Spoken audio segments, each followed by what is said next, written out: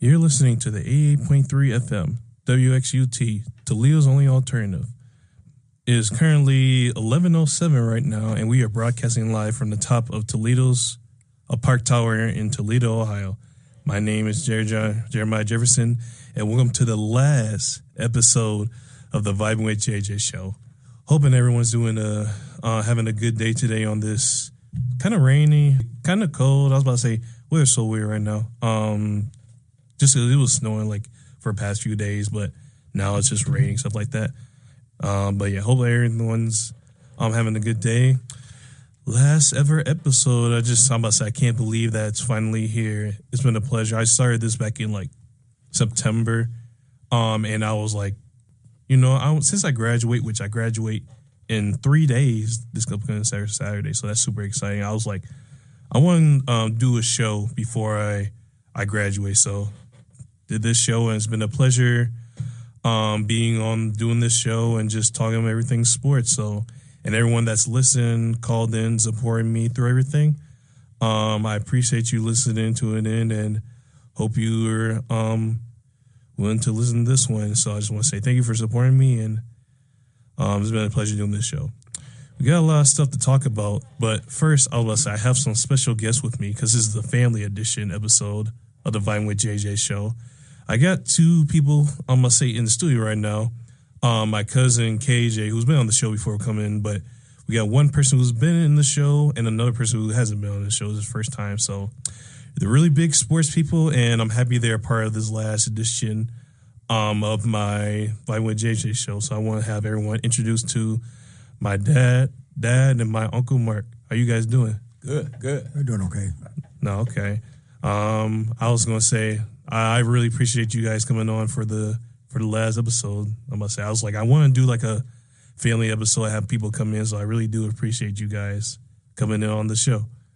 You guys probably heard my dad like give an intro, but Uncle Mark, since this is like your first time like on the show, maybe if you want to give yourself kind of like an intro to like maybe like who you are or like what you like, what teams you like, and everything like that. Hey, my name is Mark Hammond. I'm a huge sports fan. I'm a Toledo Rocket season ticket holder for many years. I also support teams that don't do so well, like the Browns. And I'm a Laker fan, Ohio State fan. Mm-hmm. But I just all around love sports. Tiger fan. Yeah. Same. Toledo fan, Ohio State fan. Yeah, the Browns aren't so hot, but I mean, the Browns are the Browns, as they say. That's right. But appreciate you guys coming on here. And like I said, my cousin will later come in here when we talk about it. But yeah, we can get into stuff that's happened this past weekend, a lot of stuff that's happened within college football, NFL, basketball, and all types of development. So we can get into it. So first up, the first thing we can talk about is Brian Hartline, the Ohio State's offensive coordinator, at the end of this season is going to be the coach of USF's University of South Florida. And also, by the way, if you want to call into the studio, the number is 419-530-4455. Again, 419-530-4455. So, like I said, Brian Hartline, he accepted a job at the University of South Florida, USF, and he's going to be there for like a few years. It's kind of sad because he's just been like super good for us and has all those wide receivers. He's the main reason why all the wide receivers we've had from Ohio State have like came in and done really good for us. So he's been a really good like coach when it comes to our Ohio State and everything in general. So, but I feel like it's more like one of those situations where he like outgrew his job and wanted to move on, going to the next level. What's your guys' reaction towards? I'm just wondering, like, after he left, like he leaving, how's that gonna make our receiver? I mean, because we're gonna get the 5-star receivers, anyway. But is it gonna make a big difference? I don't know. Yeah, Ohio State. I feel like they'll still be good guys because next year we'll have Julian Sand, Bo Jackson, Jeremiah Smith. I'll say on offense, and the defense should be good. So I feel like it should be like good overall. What do you think, Uncle Mark? I'm kind of wondering if any of the receivers that were originally going to Ohio State or flip and go with him.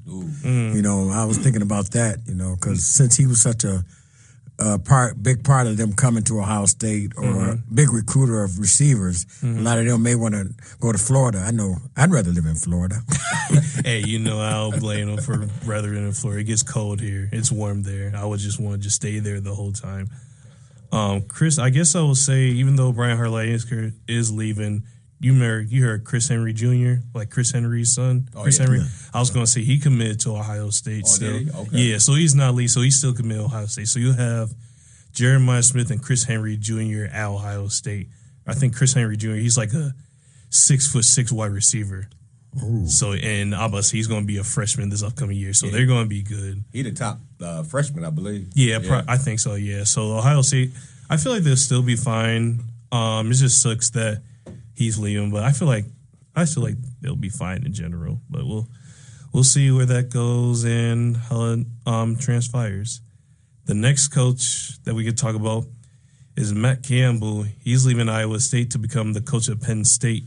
Originally, Penn State had James Franklin, but he got fired due to like underperforming and not doing so well in the coaching for Penn State. He was like 4-21 against like top 10 teams, which is crazy. He hasn't been in the top 10 teams since like 2016, which that's not really getting it done. And if you're at Penn State, there's a lot of pressure on you to build and everything like that. And Penn State, they're kind of struggling to find coaches because Matt Rule, he was going to try to they were going to try to say him, but he signed in Nebraska, and they were looking for other dudes like Lane Kiffin and some other coaches, but they basically stayed or at somewhere else. So I feel like Matt Campbell coming to Penn State, I feel like that would be a good hire because he's a good coach. He was good coaching at Iowa State, and I feel like he'll do really good for Penn State. I know it'll be like a lot of pressure and stuff like that with NIL and all that, but I feel like he'll do a good job, in my opinion. Yeah, I think he'll do good, yeah.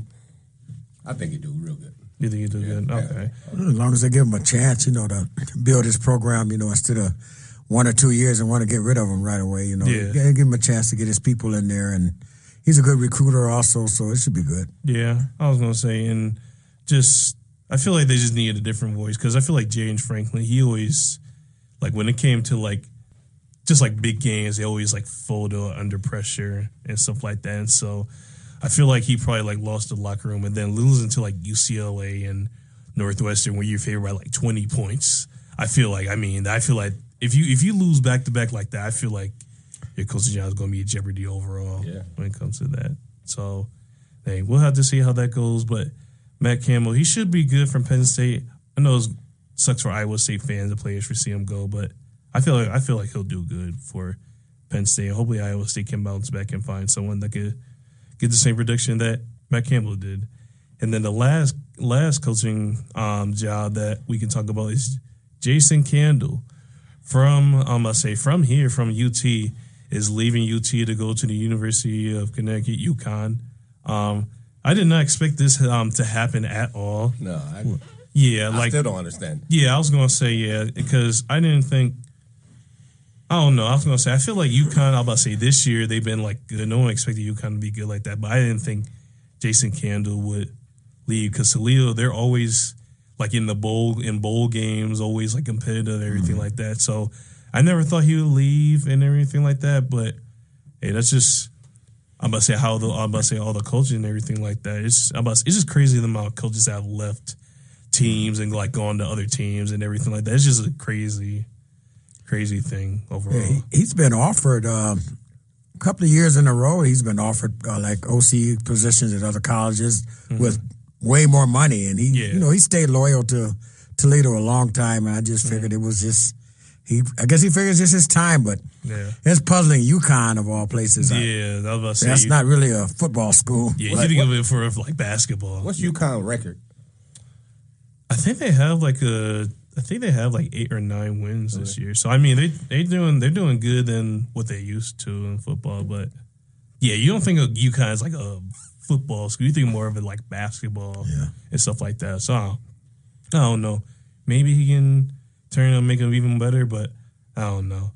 We'll have to see. But as for Toledo, there's a dude right now who we're looking to hire. Yeah, his name is Mike Jacobs. They said that he's a former Ohio State player, so I don't know how that will work out. Hopefully it translates well. I don't know much about him or how he does and stuff like that, but hopefully that can like keep Toledo like still relevant, competing for like bowl games, MAC championships, and all that. So we'll have to see how that goes and everything like that. But credit to, I guess, Jason Kidd. He's just won where the money is and everything like that. Like I said, it's crazy. All those like teams are like leaving and everything like that. So I don't know. I'll go, Mark. What's your reaction to like all these like coaches like leaving and everything like that? It's gotten to the point where a lot of them, like Jason Candle and Matt Campbell, also they've been at their places a long time, and there have been people that have been trying to get them out, and so I guess they finally said, look, it's time to go. Mm-hmm. Especially when they're going to offer them double the money. Yeah, that has a lot to do with it. Yeah, that's true, and. I guess they're just going where the money is, and all these players and coaches are just going to whatever fits them best in general and everything. So yeah, it's going to be interesting what happens. But we now have my other special guest, my cousin KJ. What's going on with you? How y'all doing? Hey, we're doing good. You're doing good. How's your day been? It's going all right. A little bit cold out there, but we all going through it. Yeah, no, I feel that. It's so weird how it's been raining / because it was just snowing like days ago, but now all of a sudden it's just raining now. Am I crazy, or we haven't had a white Christmas in a little minute, right? Last year it wasn't snowing on Christmas, was it? No, I don't think so. I don't think so. I was telling them, I was like, hey, it seems like we're gonna have a white Christmas. Normally I'd be happy for a white Christmas. I'm not gonna lie. Yeah, I like starting to grill on Christmas, so. No, yeah, I'm not about to say it. Yeah, you had to do it inside this year. It's been super cold. But yeah, weather's been different. I mean, it's Toledo weather. You never know what to expect, to be honest. Yeah, so. But as we were just talking about like some of the coaching stuff like that, just like how like Jason Candle, our UT coach, is leaving from here to UConn. Can't hate on somebody for that though. They're probably paying him. It's different money over there in UConn. Yeah. Yeah. Just talking about that, and now we can get into these games, and then also talking about the college football playoff like rankings and stuff like that. Just see our opinion on it. The first game that we can talk about is BYU, or Texas Tech dominating BYU this past weekend. It was a score of, I believe it was 31. Was it 31? Yeah, 34, actually, 34-7. Overall, watching this game, Texas Tech defense was like totally elite, and they absolutely shut down Bear Bachmeier and the BYU team. They held him to Bear Bachmeier to just 115 passing yards and 2 interceptions. I know he was like kind of injured a little bit when playing the game and stuff like that, but just overall, Texas Tech, they did what they did offensively, but their defense has been like the main story this year. And I've been saying how in the story they went from like 122nd last year to like 15th this year. So it's been like a whole major improvement, and I think it's just due to like the transfers they had coming in and stuff like that. And they have a linebacker, a player on defense who's like in the Heisman running. So that just shows how good their defense has been. And so Texas Tech, they're rolling with really good momentum, and it's going to be tough to score on their defense that they have. I don't know if any of you guys watched the game. Do you have any opinions on it? No, I just think, though, that they had 200 yards rushing, did they, Texas Tech, on BYU? Yeah, like 159. Jesus. Yeah. They're hard to score on, though. What you say? I said, I feel like it kind of starts there. If somebody can just run it down the middle every time on you, everything opens up really easily, I feel like. Yeah. And just I was about to say, they literally couldn't like do anything. Like Bear Bachmeier like kept on trying to find people, but Texas Tech just like locked them down and everything like that. He couldn't get anything going. I mean, they tried running the ball. LJ Meyer had like 76 rushing yards and a touchdown, but overall they just couldn't do anything. I just think Texas Tech, they got a lot of good momentum right now going into the college football playoffs, and they're going to be a tough team to beat because I'm about to say, if you got deep, the last few like national champions, like the past like 4 or 5 national champions have won the national championship. You got to win with defense in order to win championships, and so I feel like they got the good defense. They're going to play defense like that. They're going to be a tough team to beat, in my opinion. Yeah. So yeah, credit for Texas Tech pulling out the win and getting a good victory. And as for BYU, tough loss, and with this loss, just knocked them out the college football playoffs, which you hate to see because they were at the 11th seed, and if they won this game, they won at lock, but just wasn't a game for them, and just I don't know. We have to see how they do next year, but credit for Texas Tech for winning, and tough loss for BYU in general for this game. The next game that we can talk about, Georgia defeats Alabama, actually dominating them 28-7. It was basically Georgia had control of this like the whole entire game. I mean, there's a point in the fourth quarter where Alabama scored, and maybe you could kind of thought they could do something, but it wasn't really like, no one really like when Alabama scored. I think everyone still thought Georgia was going to win in general. And so they handled their business. Gunnar Stockton had 3 touchdowns. He only had 156 passing yards, but it was just a total team effort. I wouldn't even say like there wasn't like one player who like overall dominated. Just on offense, defense, and literally everything. Georgia basically did everything they wanted to out there, and their defense, Georgia's defense, as the weeks have gone on, has been getting better and better each week throughout the season, and they're another team that they can make it to the college football like championship game win it all. So it was a good showing by Georgia and Alabama. Their running game, I'm about to say, is not good at all. I mean, literally, when your leading rusher has only 11 yards, you can't win. 11 yards is crazy. Because originally their leading rusher was like Jam Miller, but overall in the year, he only had like 500 like rushing yards.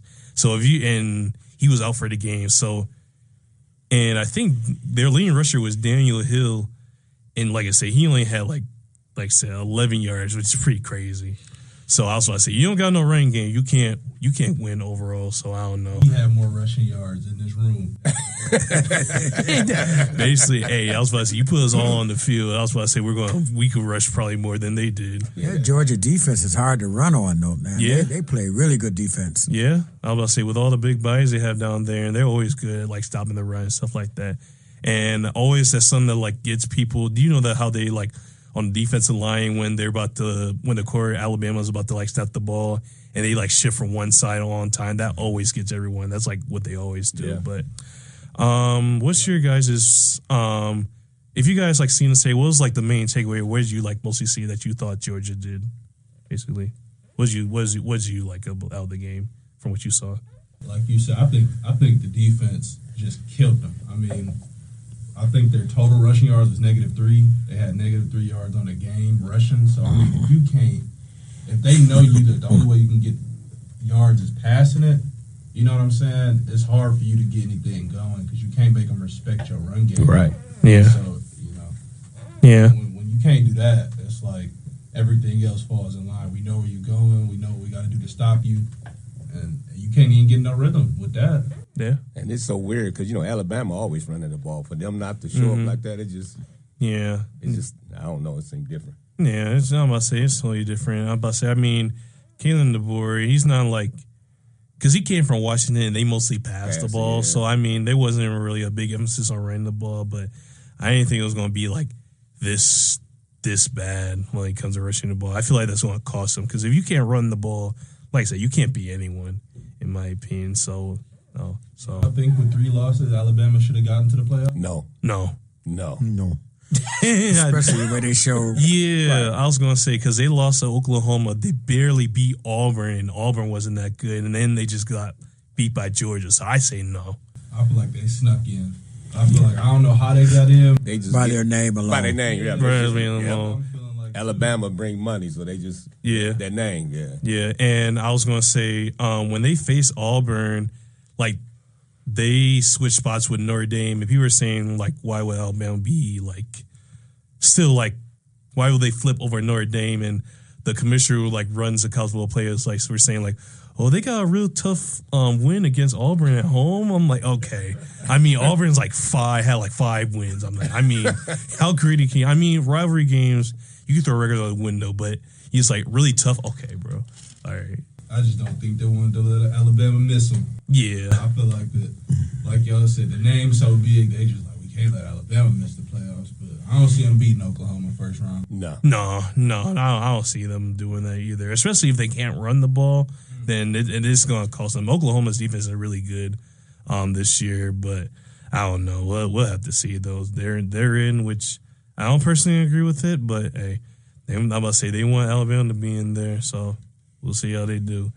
And then the last college football game that we can get into is the Indiana defeating Ohio State 13-10. I was looking forward to seeing how everyone's reaction to this. Defensive battle. Yeah, it was a defensive battle. Two great defenses. Yeah, I was about to say, it was a back and forth defensive battle. You couldn't go wrong with your team. So, but Indiana got the job done. There's a lot of stuff you can take away from this game. There's a lot of stuff that you can take away from this game. Starting off with Indiana, Fernando Mendoza, the first play of the game where he got hit and was on the ground for like a second, I was like, man, this is about to be crazy. Because he was on the ground for like a good minute. So I was like, is he about to be out for the game? And they're about to put in his brother, Alberto Mendoza. So I don't know how that would have went, but he got back up. He's pretty tough. I think after this game, since they won the game, he's probably going to win the Heisman this year. Just overall, them being undefeated and just it was between these two about like who's going to win the Heisman, stuff like that. But yeah, he made some really big throws in that game too. Mm-hmm. Oh yeah, and I was about to say their wide receivers from like Charlie Becker, Elijah Surratt, and all of them made really good plays and everything like that. So even with what's his face, the Cooper dude who made that crazy catch against Penn State, he was out for basically the whole game, and they were still able to move the ball. They were able to throw the ball, run with the football, and just play really good defense and offense. I think they got like 6 or 7 sacks, like or something like that. A whole lot. Yeah, so I mean they play really good defense, and credit for Indiana because I feel like a lot for this season people are like looking at Indiana as like fraudulent and like Indiana because when you think of Indiana you think of them as like basketball. And you're saying they were really good last year, though. Yeah, they were good this year. Last year too. Against O State in 30 years? Yeah, I was about to say. In our lifetime, that's the first time O State lost to Indiana. Yeah, I was gonna say yeah. My mom said that last week when we said they haven't lost since like 1980. I was like, what? I had to look it up myself because I didn't even know that. But hey, this is the best Indiana has ever done, and so I feel like we lost that game though. I don't feel like they won that game. I feel like we lost it. Yeah. We go for like a play action. Right. Then we do like it's a 4th and 1, kind of a long 4th and 1. Then you go under center and do a QB sneak. With one of the smallest guys on the field instead of putting your big running back in. Yeah, I don't like that. Yeah. How did we miss a 27-yard field goal? Man, that's what I'm saying. I'm like 20. It was like 27, 29 yards. I'm like that. That's closer than the point after. That's one of the closest field goals you can have. And he shanked it hard. Looking like it. Was he on FanDuel? Like, I don't know. He's trying to have the 27. Come on, man. I don't know. He's trying. He probably bet on like FanDuel or something like that, or DraftKings or something like that. You can't never go to the next level kicking the ball like that. Yeah, and that's what. Hire you for my kid's birthday. Yeah, that's what I said. After that one kicker miss again when we faced Georgia at New Year's. And he shanked it like so far left. I'm never trusting college kickers ever again because he was close as well, and he like missed it so far and left. I was like, never trusting college kickers. What's been up with O State, but I'm not sure if this is true, but I heard that O State has the worst kicker in the Big Ten. Do they? Wow. You think so? I've heard. I was gonna say that's true, but maybe that's why he went for it on that 4th and 1. Like maybe he seen that his kicker just been struggling, and he was like, "Wait, he go put it in your hands." We seen what happened when he finally did put it in his hands, but I just don't. Yeah. See how you get. It's your only thing you do in practice. You're not. You know what I'm saying? It's your only job. You get one job. None of the plays. Right. All you have to do is kick the football. And You can't blame too hard. Yeah. Like the whole game's not on you, but that's just a big moment. And when you miss that kick, you putting a lot of pressure on your defense to try to force a stop with 2.5 minutes left. Yeah. And it makes it real hard. Yeah. And just like I said, I feel like I'm not even gonna say like Ohio State. I feel like they did enough offensively and defensively to win the game. It was just the play calling and stuff like that. There'll be times where they'll run the ball, and there'll be third and 8, and they have to pass it. And we've seen this from Ohio State in the past with Ryan Day. Like, he'll get out coached and, like, make some, like, silly decisions or, like, try to go for it on, like, fourth down, and it costs them. And so I feel like it cost them in this game, and I feel like I'm going to say Indiana was playing really good defense. They were, like, triple teaming, double teaming Cardinal Tate and Jeremiah Smith. And I'm not even going to say Julian Sain, like, played bad, because if you look at his stats, 258, a touchdown interception. He did his job, but he took like 6 or like around 6 or 8 sacks. I'm not going to say 7 for 6, 7 again. I'm just going to keep on thinking about 6, 7 every time I hear that. But yeah, I feel like they did enough. It was just the play calling that I didn't like especially at like the end of the game. I just didn't like the play calling at all. It was just not something I like. I feel like the defense kind of did what it can to win the game, but just held them to 13 points. Come on, now you got to win that game. Number 1 team and number 2 team in the world, in the country, and they only gave up 13 points. The defense went out there and balled out. Yeah. So Ryan Day's job is at stake if he doesn't win this championship this year. I don't think so. No, because he won it last year. He won it last year, so now if he didn't win it last year. And lost to Michigan. Already lost to Michigan. I think he'd have been, if he didn't win it last year, I think he'd have been gone already. Yeah, for real. True. I believe that. Yeah. Beating Michigan kept him around for 1 more year anyway. Yeah, I'm about to say so. Yeah, win the national championship and then being Michigan. I feel like us being Michigan this year justified our national championship last year. So win the national championship and being Michigan, I think he's still going to stay here. I'm not as upset at it because Indiana's a good team and it's in the conference championship, so I'm not really like complaining too much about it. But if we make those same like game plans like during like the playoffs, we're gonna lose the game just off of that and stuff like that. We have the talent literally everywhere. Bo Jackson's really good. Julian Sain, there's a reason he was on Hyman. When you got Jeremiah Smith and Cardinal Tate, which watching that game, I just realized how big Jeremiah Smith. He looks like a grown man, like playing. Basically he is, yeah. But it's just seeing him like that's crazy. Someone that big can be that athletic. Now, Ohio State and Indiana both in the tournament. Would they be able to match up again if they keep winning? I think so, possibly. Wouldn't that be something? Yeah, the rematch. Oh my God, that's one that he's gonna have to win. You can't lose to the same team twice in one. No, yeah. I feel like that's when people start looking at you a little bit like what you got going on. You can't. But Indiana's a great team. So you can't take nothing away from them. But yeah, when U of State, especially as good as you've been playing, you got Heisman level players all around. You can't lose to the same team twice. Yeah, so I don't know, but credit for Indiana, and I'm actually happy for Indiana because, like I said, I know they were good last year, but people are still looking at them almost like kind of fraudulent a little bit. You'd be like, Indiana, they're not good like that. And then when they beat Oregon at Oregon, I was about to say, I consider them. That's when I consider them like actually legit and stuff like that. But there's still people questioning them. Now this game and being Ohio State, you can't question them, especially with Kirk Sinay as their head coach. That he's a really good head coach. Like he makes adjustments, and it's just crazy the turnaround that he's done with this program. I don't think I've ever seen a turnaround like this ever in college football in my lifetime.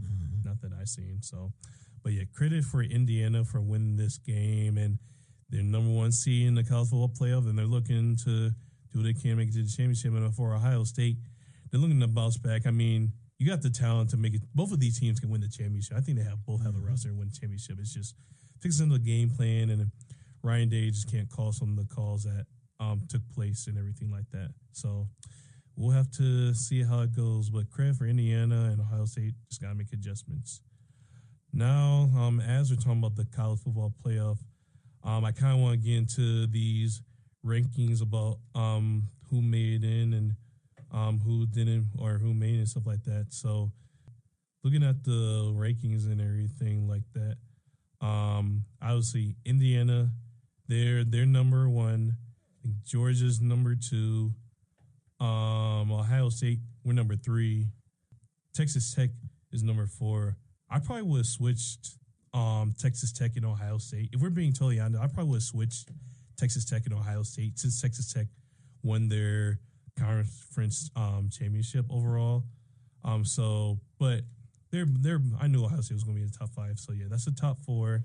And then you got number 5 Oregon, number 6 Ole Miss, number 7 Texas A&M, number 8 Oklahoma, number 9 Alabama, number 10 Miami, and then 11 Tulane, and 12 James Madison. How are we feeling about the rankings or playoffs this year? How's your What's your guys' reaction towards it? Alabama should be out.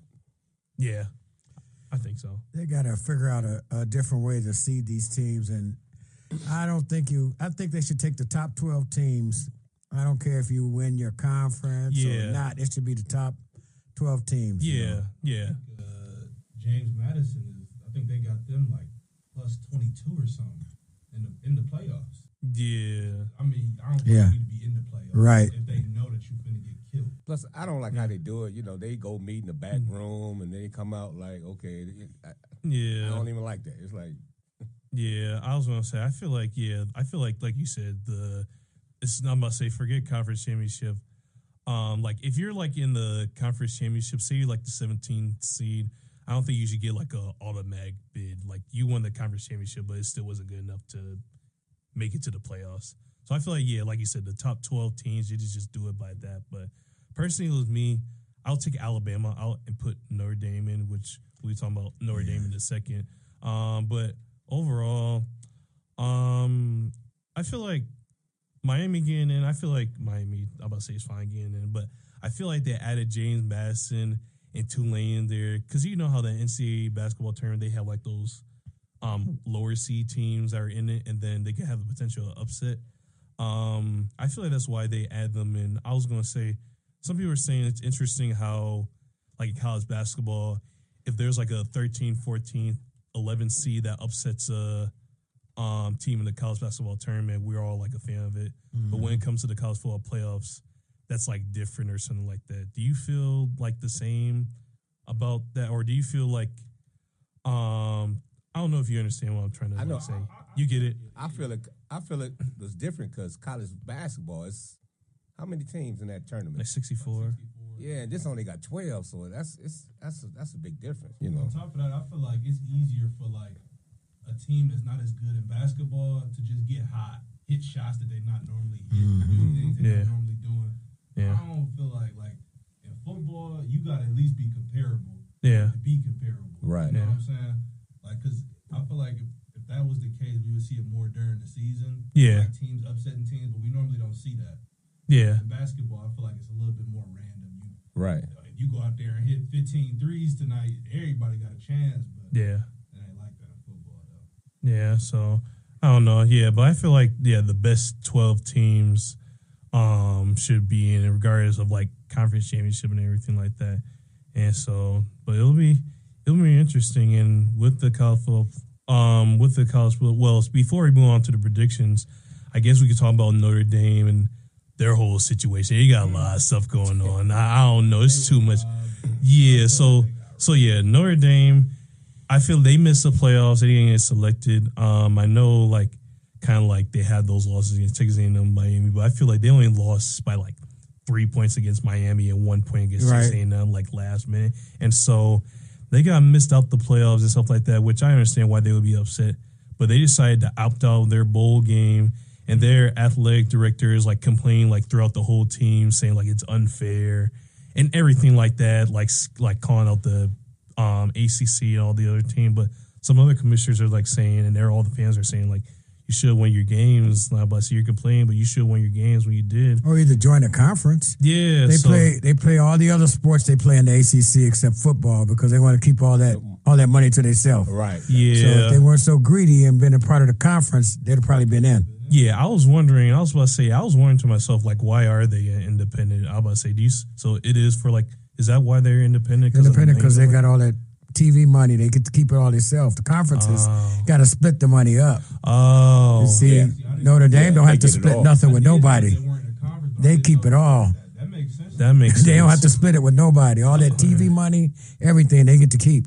Is it a reason that other teams don't do that? Is there like Well, they're talking about it now. They're talking about Michigan possibly doing it. Michigan? Really? Yeah, they're talking about Michigan doing it next year. Dang, I didn't know that. Have such big draws, you would think that they would think like we're coming up with 30% out of 10 teams, but we splitting it amongst 10 people. Right. It'd be easier to go independent. But I mean, I feel like if that's the case, that's a good punishment though. Like, you know, you're not in a conference, so you can't just rely on being the best in your conference to get into the playoffs. So you just got to rely on your own merit, but you also get the extra money. So, Yeah. I feel like there's an upside and downside of that, so I can't be that mad. Yeah.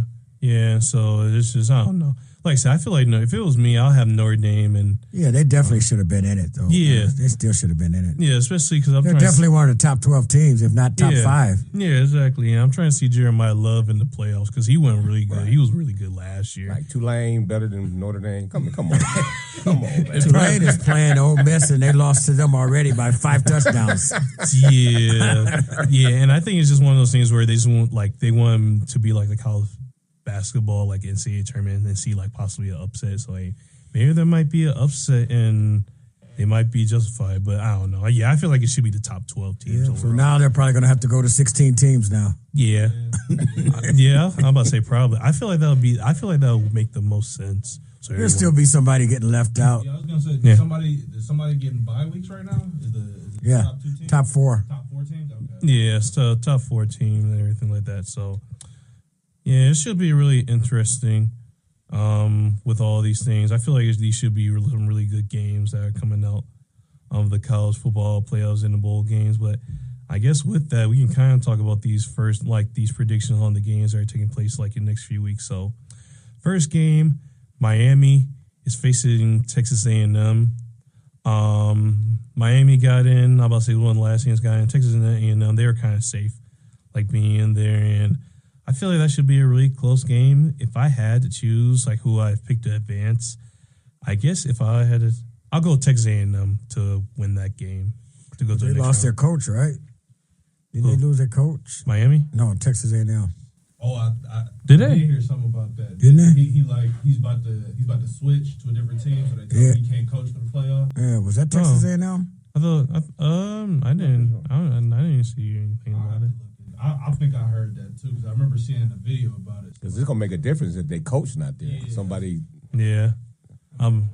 Yeah. I don't know. I'm about to say it'll be interesting, but like I said, even without the coach, if he isn't there, I think I still would say Texas A&M will win that game because I was about to say Texas A&M, they got a whole bunch of talent on their team with their quarterback Marcel Reed. He's really good throwing the football. They're running back, and then their wide receivers with Casey Sempion and Mario Claver, and their defense does a solid job.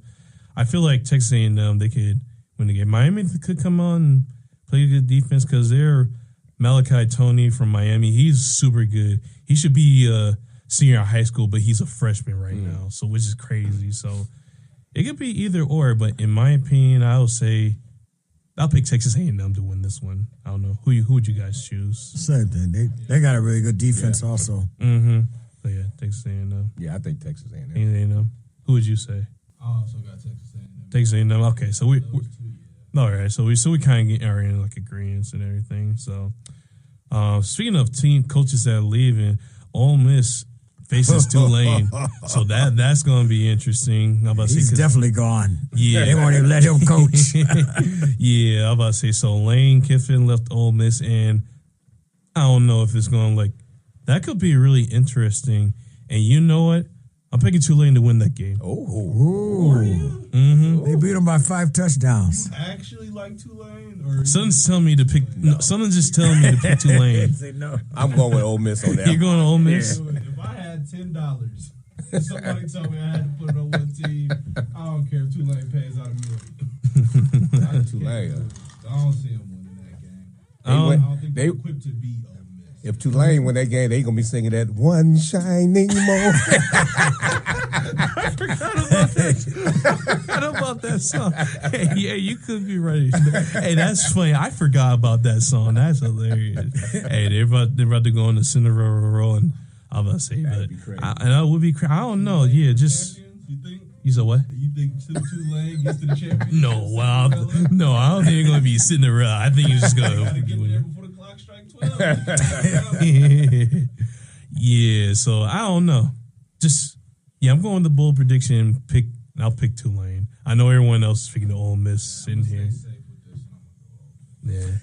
Well, you lose by 5 touchdowns. I don't think they don't do anything. Yeah. Yeah. Well, if Tulane wins, holler back at me. We'll see what happens. All right. You be the first one to come up. I'm going to call you up personally and say, you got it. JJ already knew. I already knew everything. I knew the game. I might put $5 on right now. All right. $5. You're going to come up with a whole bunch of money. Right.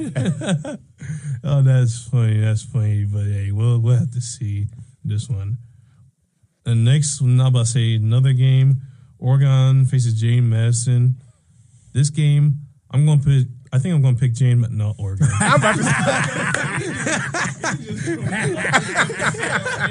I'm just throwing it up out there. No, I think Oregon. I think Oregon's going to win that game. Yeah, I think Oregon. Plus, it's in Oregon. That's a tough place to play at. Yeah, it is. Yeah, so Oregon. I think Oregon is going to win. I hope they debut some type of new color scheme because they always have the color schemes. Oh, they might. Yeah, they got all this. Because they probably have every single color: yellow, red, orange, purple. They probably got literally everything. We'll see, but I think Oregon will win that game. Let me see other games. This should be a good one. Even though they're not in the play, Michigan plays Texas. I'm about to say in the bowl game. I forgot which bowl game it is, but that should be a really good game. I don't know if anyone's going to opt out. No one is saying anything, but if both teams don't opt out, I feel like it's going to be a really, really good game and interesting to see. I don't know. Either team could win. I'm going to see who would you say will win that game. Michigan don't have a quarterback.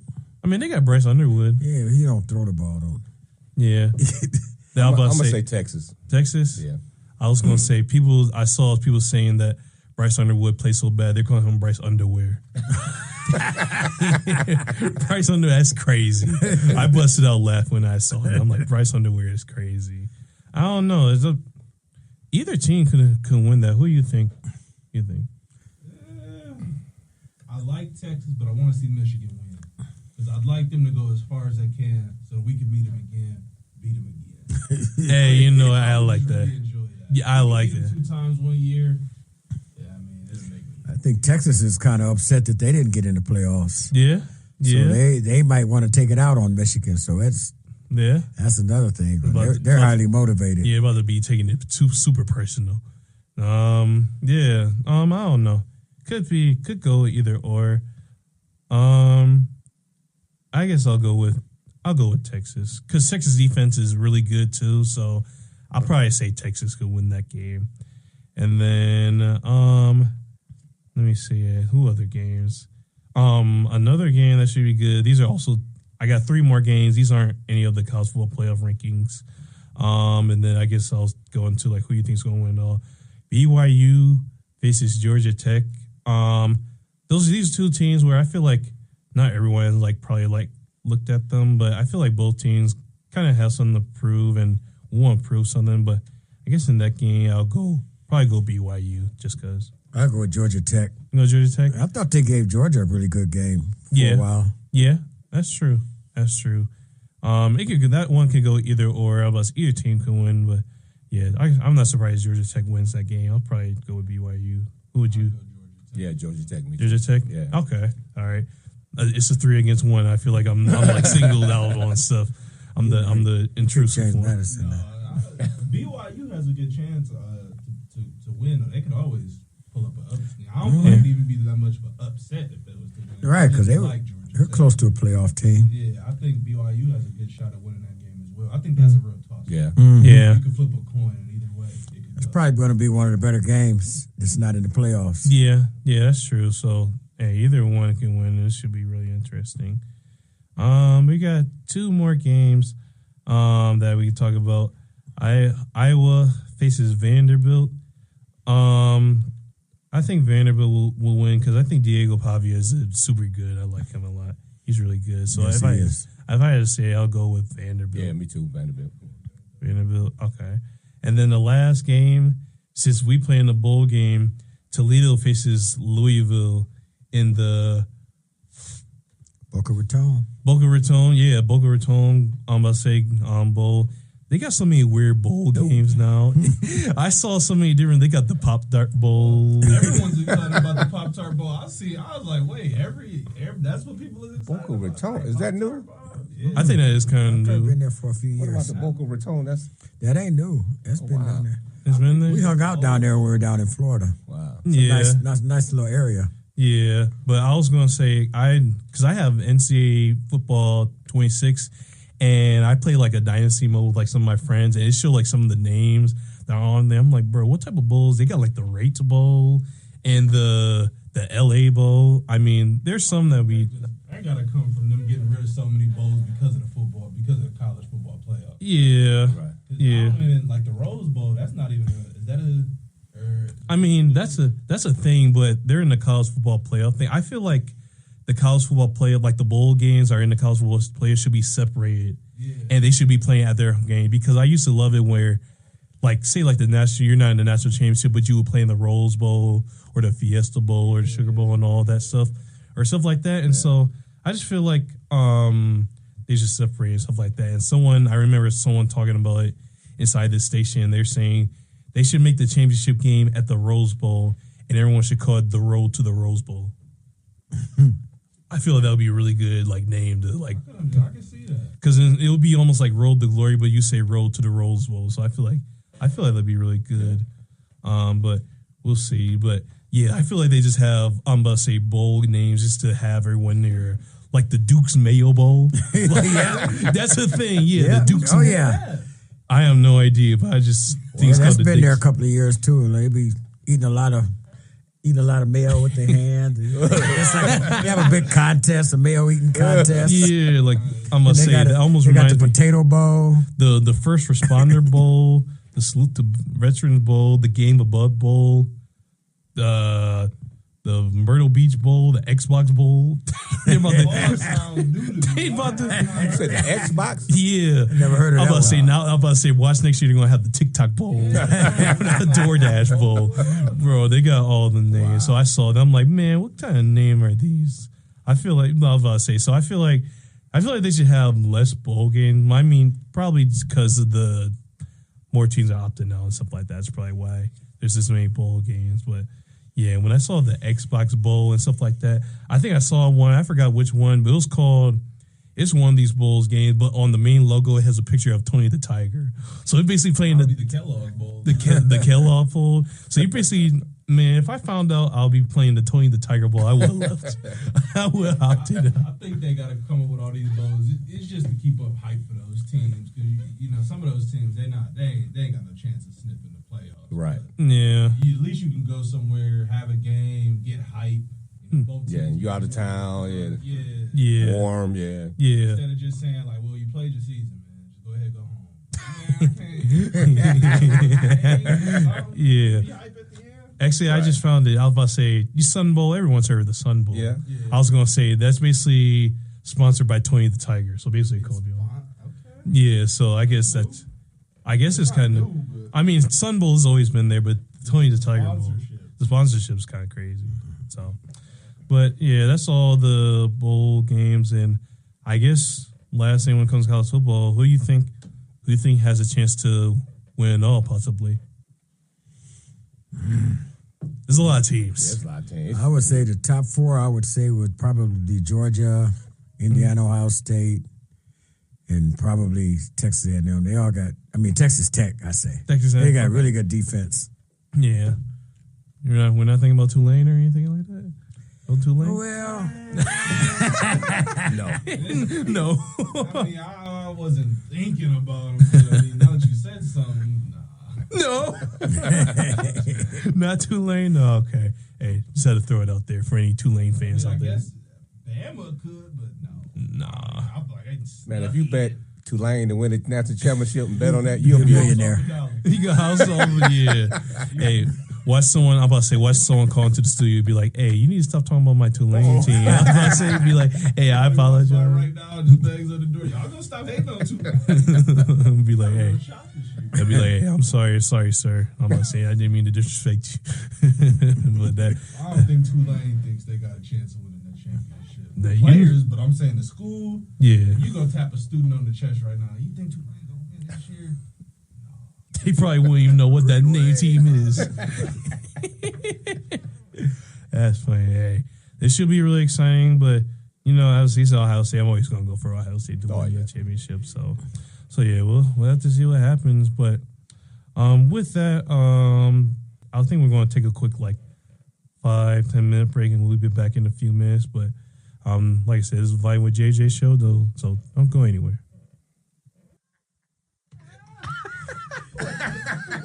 He said two fucking.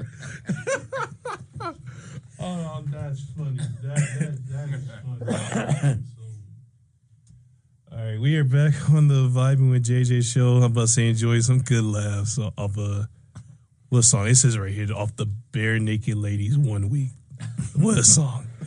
And now I'm going to say, I'm going to make sure that's going to be I'm going to play that at the graduation party. See, people be like, what song is this? Bro, that's funny. But we're back on the Vibing with JJ show.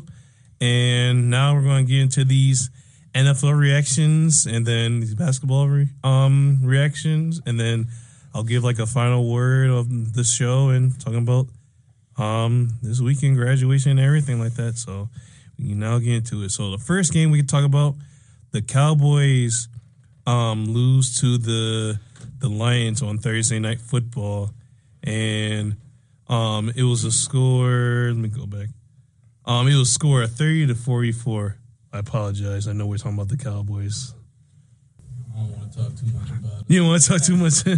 No. I hadn't been watching the game. I had told Jeremiah I hadn't been watching the games much. Mm-hmm. But at the same time, something happened with the Lakers. I think it was LeBron. Something happened with LeBron, so I was on Twitter. Once the big stuff happens, I'll be trying to see what's going on. Mm-hmm. And the number 2 trending thing was the Cowboys, but I hadn't seen the score. Mm-hmm. So I'm like, oh, we must be winning. Man, I click and we down 14 with 3 minutes left. I'm like, so what is everybody typing Cowboys for? I need to be saying Lions. Why is Cowboys trending? I'm about to say just hate tweeting, probably. Yeah, but I mean, Dak did his thing. He had almost 400 yards, but yeah. I was gonna say kind of catching some of the game, some of the highlights. I was gonna say Lions. Their offense was really good. The Cowboys defense couldn't really do anything to stop them. Jahmyr Gibbs, man. Yeah, Jahmyr Gibbs. I was about to say he literally can do everything. Running the ball, catching the ball the backfield, and he's super fast. He's probably one of the fastest running backs that I've ever seen. I'm about to say because once he's gone, you cannot stop him at all. So I may say he did good. Jason Williams, Amon-Ra, St. Brown's doing good. Jared Goff did good. And so they got a mix of different people. I know they lost Sam Laporta, but their team is still pretty good without him. So I think they'll still be fine and make the playoffs. I know they got a lot of troubles on defense. Brian Branch, their safety, he's out for the season with a torn Achilles. Oh, wow. So I think he got injured last year doing the injury. So that's a big loss again for defense. It's going to be one of those things where Lions got all those injuries on defense, and so they got better without their main stars and stuff like that. I mean, they were able to make it work last year, but this year has been kind of tougher to do it against because they face more tougher teams. But the Lions still have the firepower and everything to keep up with teams. But Lions did everything else for the Cowboys. They tried their best to compete in the game. I mean, CeeDee Lamb had over 120 yards. Their wide receiver, Ryan Flournoy. Is that how you say his name? Flournoy? Oh, Flournoy. Okay, Flournoy. Ryan Flournoy had 115 yards, touchdown. Jake Ferguson had 5 catches, 50 yards, and then George Pickens only had 37 yards. And in that game, people were calling out because he was running very slow and not giving effort, running his routes and everything. And so people were calling him out for that. And even Richard Sherman said something, but George Pickens was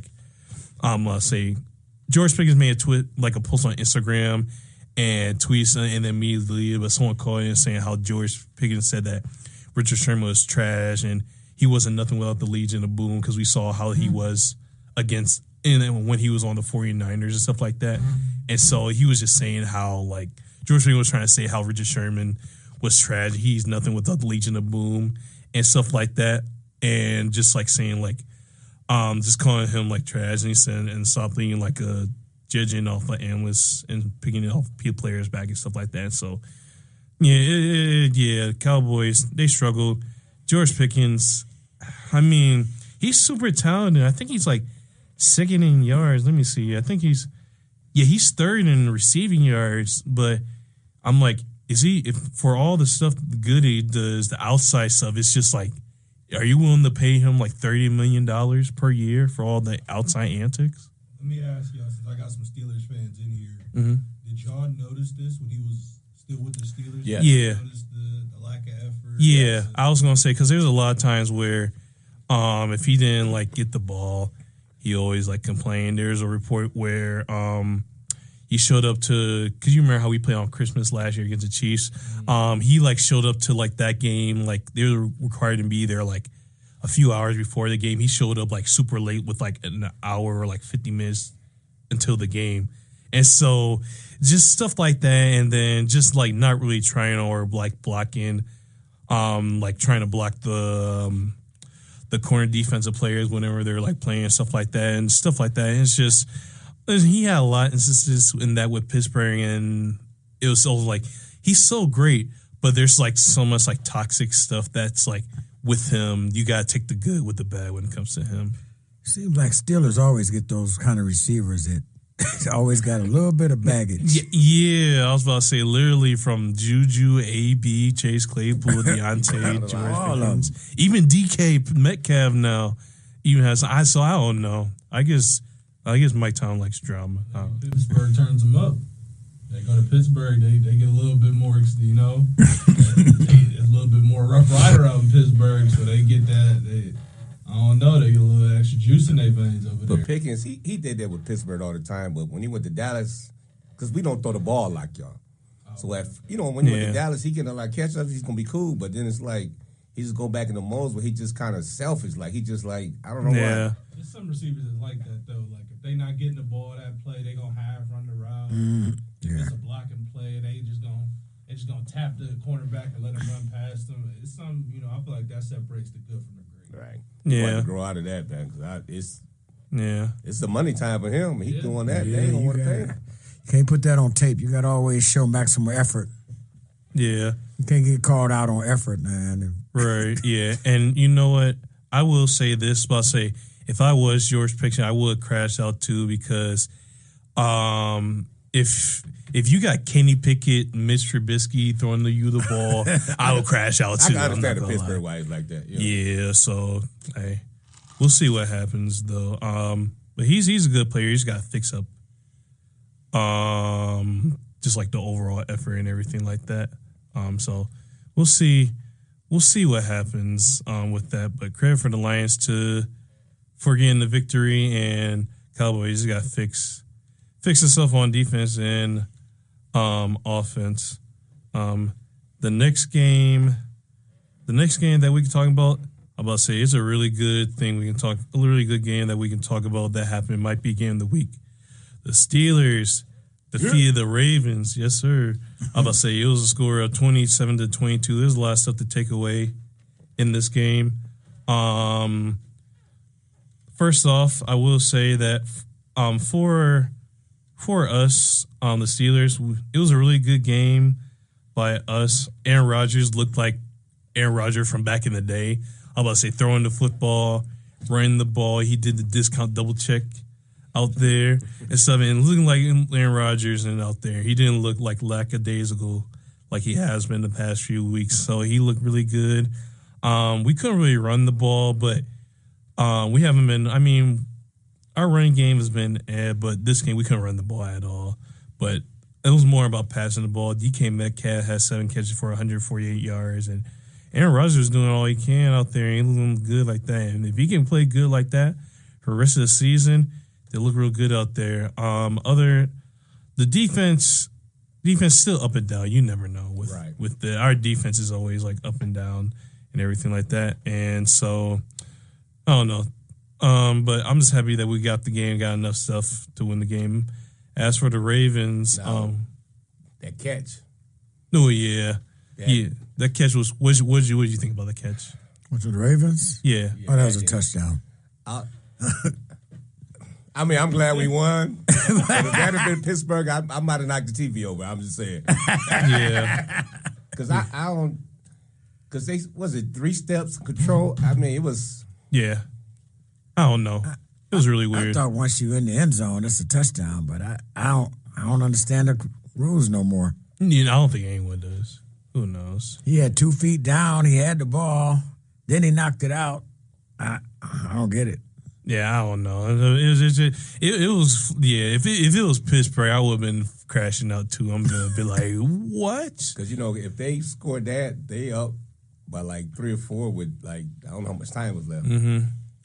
But I mean, those small plays. I feel like that play defines the whole season. It's just been small stuff that has costed like every single team in the NFL. Because I feel like every single team has gone through close games and everything. This season has been so crazy. This might be my favorite season of all time because I haven't seen it where we're like in like week 14, 15. I think what week are we in? We're in week, what is it? Yeah, we're in week 15 right now, and I've never seen it where we don't know who's going to win the Super Bowl or make it to the Super Bowl. I was talking to Papa Garland, and he was saying like, this season's so crazy. Someone from like the 6th seed, 7th seed could make a run, and you honestly wouldn't be surprised. So yeah, this season's just been so crazy. I just can't call it and everything like that. But I'm just happy we won the game. And as for the Ravens, Lamar Jackson, he doesn't look healthy. He doesn't look healthy at all. I mean, there's a lot of times where he could have ran for more yards. I mean, he don't look himself at all. Yeah, he's like running slower than what he did. So I don't know. It's just I don't know. And then with the Ravens, I don't understand. It's so many times they have Derrick Henry out on the sideline. I'm like, why you ain't got that monster in there? Right. I don't know. Yeah, and I feel like mostly it's just for like passing, but I feel like that's something that's John Harbaugh just his game plan. I don't care. Whenever it's a passing play, they sub him out for like a quicker running backs. But in my mind, I'm like, even for passing plays, I'm still having him out there because he can still catch the ball and run. So I don't know. Maybe they're saying like he's not as quick footed as the like last Keem Mitchell and Rasheed Allen is, but I don't know. I would still keep Derrick Henry out there. And I was saying that in there, I was like, why is Derrick Henry not in the game? So I feel like if the Ravens miss the playoffs, I feel like John Harbaugh is going to get fired. You think so? I think so because they've been close like this many times, like last year, and they're in the AFC Championship, and then with all the talent that they have and stuff like that, we were thinking of them as Super Bowl contenders. Now but Lamar has been hurt pretty much all year, so that might give him an excuse to keep him around a little more time. Yeah, but it's just even when I don't know, it's just, and then they started off like 1-5 and everything like that. It's just been such a down year. But that's the first time they've done that. I don't think they're gonna fire him. You don't think so? I don't think so. I think yeah. I think if they fire, I think if he misses the playoffs, I think he might get fired and stuff. Like, what's your reaction to her? I mean, they played their game. Derrick Henry had 25 carries for almost 100 yards. Yeah. Keaton Mitchell had another 6 carries for like 70-something yards. So it's not like they wasn't running the ball, but like you said, I feel like they got too much talent to be missing the playoffs. Starting off 1-5. Lamar has been a little bit injured though, so I mean, you can say for sure like that's going to be part of it. You know, when you look at if he should get fired, he's going to be able to use like my quarterback was injured for half the year, but I don't think they will fire him this year because of how well he did last year. But if he does what he did this year, next year, I think he's getting fired. Yeah. No, I feel that. So we'll just have to wait and see. But credit for us. Let's see, we won the game. We're in the division, and this season, I have no words. I can't even describe it. This is by far the craziest season. Yeah, I'm about to say because we won this. Yeah, because we won this we won this game. I'm about to say we won this game, but we just saw this enough. But now you saw us against the Packers and how we couldn't tackle. That's basically how our defense has looked the whole entire year. And so it's like we be in spurts. Yeah, literally in spurts.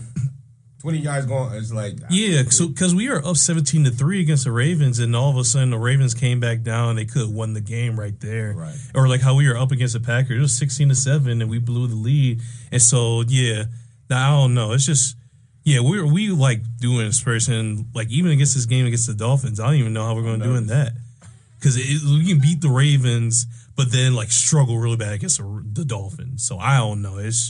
I don't know what to think when it comes to our team, so we'll just have to wait and see. It's funny because Jeremiah had called before, I think maybe like 1 or 2 games in the year. He was like, yeah, we're probably just gonna go ahead, go 9-8 again. That's what he said. He was like, yeah, we're just gonna do 9-8 again. And I mean, they're on pace for it again, but it's crazy that they're consistently right there. They normally get into the playoffs. But, I mean, you have to see. Like you said, it's a consistency thing. Yeah, and it's one of those things where, like, we're never too bad to get a bad drafted, but we're never too good to compete with teams. So we're, like, stuck in the middle. We had a quarterback. The last, let's say 4 or 5 times we've been in the playoffs, we get blew out. At least 20-something each time. Yeah. Yeah, I was about to say, I saw a clip from, like, First Take, and I didn't even know this, and I usually agree. It says Stephen A. Smith said all the past 6 playoffs games that we've been in, every single time we've been down and we've been outscored 73-0 in the first quarter. You think Tomlin going to survive this? If he, I wouldn't fire him, but if he misses, the fans want him gone, man. They was hollering fire Tomlin at the game. I'm like, what? I know that's the thing is. Who you gonna bring in? Right. Yeah, as soon as they fire him, well, somebody gonna swoop him up in 5 minutes. Right. I feel like, to be honest, I feel like he would be perfect for the Giants. I feel like the Giants would be, if we were, I feel like he would be absolutely perfect for the Giants because you got Jackson Dart, Cam Scatterboo, Malik Neighbors, Wendell Robinson, and then you got the players on defense. I feel like Mike Tomlin could get the absolute best out of them since they're young players. And they need like a coach, like a motivator. I feel like if he were to lead, the Giants would be absolutely perfect because they have everything you need to compete next year and the years to come. So I feel like it's not a situation how like Andy Reid, he was on the Eagles and he weren't winning. They got to a point where they're in the middle of the road, so he had to leave, go to the Chiefs, and he's won the Super Bowl 3 times. So I feel like if he were to go, I feel like the Giants would be the ultimate like perfect. No, that's situation. Too far to go. He should just come over to Cleveland. Hey, work with Shedeur Sanders. Hey, maybe. I'm gonna say maybe they won't. Maybe he won't sabotage him like they were doing it. But we'll talk about that later. But I'm gonna say we get a good win against the Ravens, and for us, we gotta be consistent, more consistent. Hopefully, Aaron Rodgers can play like that. And for the Ravens, they need to get. I don't know. I guess Lamar Jackson has to get more healthy, but I don't know what they could do. But credit for us winning. Tough break for the Ravens. The next game, this is going to be interesting to talk about. The Colts lost to the Jaguars 19-36. There's a lot to take about this. Daniel Jones was playing this game, and they were down by 7 points. But as the game went on, Daniel Jones was running out trying to find someone. And he tore his Achilles and is going to be out for the season. And when I saw that, Ray Leonard, he just like got injured. I'm like, oh, their season's over and stuff like that. Colts, I mean, literally, that's if I was a Colts fan and I saw that, I wouldn't talk to anyone for the rest of the day. That would have broke my heart right there, like literally, because I know they started off like 8-1, yeah, and now they're like 8-4, and then this happened. That would literally, I wouldn't even care anymore about the season. I mean, but they're still like in the playoff mix, but it's gonna be super tough. I mean, Daniel Jones, he's out for the season. Anthony Richardson, he's on IR, I think still. Ray Leonard got banged, huh? What happened to Anthony Richardson? He just couldn't. He just couldn't like his recognition, his like time, and everything like. Just not able to like recognize the field. Like he has like a percentage of, I'm about to say his like passing yards percentage. He's like last year I think it was like at 41%, 44% from like. Didn't he get hurt too? Yeah, he was like using like a workout band. It got hit in the face and like hurt his orbital bone. Man, come on, man. For real? Yeah, that happened. He got injured working out. Phillip Rivers now. Yeah, I was about to say, and with the coach doing that, and ain't he like 40 something? 44. Man, he's a grandfather too. Yeah, he's a game manager for sure. Yeah, I was about to say, yeah. So they signed Phillip Rivers to the practice squad, and you guys you still think he's gonna start this Sunday? Who's the starter? Leonard. I guess Phillip Leonard, Rivers, but I mean he hasn't played in 5 years, and he just signed. So you're gonna start him out this Sunday against the Seahawks defense? He'll kill him. Exactly. I was about to say he's gonna have to go to retirement again. I was about to say, but I'm like, when you're looking at the Colts schedule, I mean, when do you put him in? Because these are the next 4 games or next few games. I was about to say they gotta face the Seahawks. I mean, you guess you can put them during the 49ers, but it's the Seahawks, 49ers, Jaguars, and Texans. I guess you can put them in defense. Huh? That's a rough defense. Yeah, I guess you can put them in during the 49ers because a lot of their players like got injured, but 49ers are playing solid defense. They can get. So I don't know. I was about to say what I don't know if he plays like one of these games, which I probably think he will. I'm gonna be scared for him.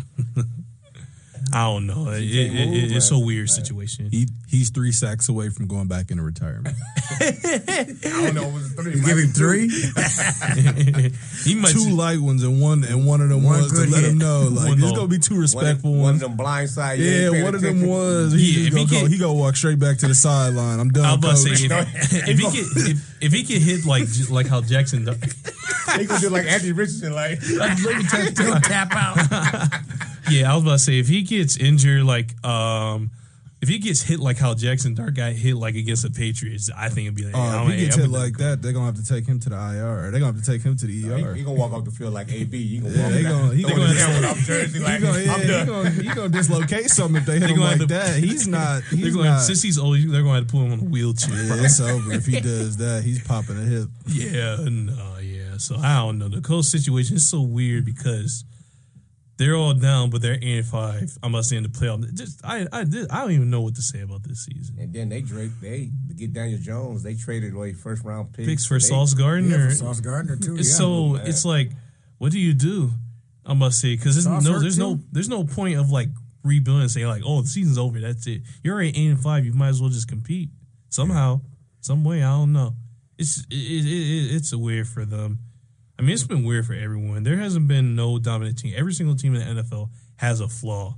Right. Like I'm about to say, looking at I guess you could say the only team that hasn't had a flaw is the Patriots, but they haven't. I mean, their schedule's been like easier, so we haven't seen them play against like tough. I mean, the Bills is a good team. They're going to face the Bills and the Ravens in the playoffs and stuff like that. But I don't know.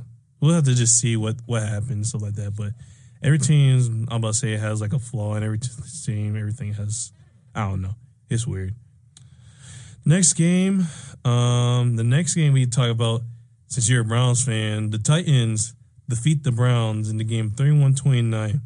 If you're looking at the Titans and Browns game, you're thinking, like, I'm not going to watch that, but this ended up being one of the best games of the week. That's how weird the season's been. Something like the Titans and Browns could be like the best game of the week. Yeah. Like any other year, it would not be like that. It's just how crazy this year has been. I'll start off with Titans just to get them because the Browns will be the thing we'll talk about the most.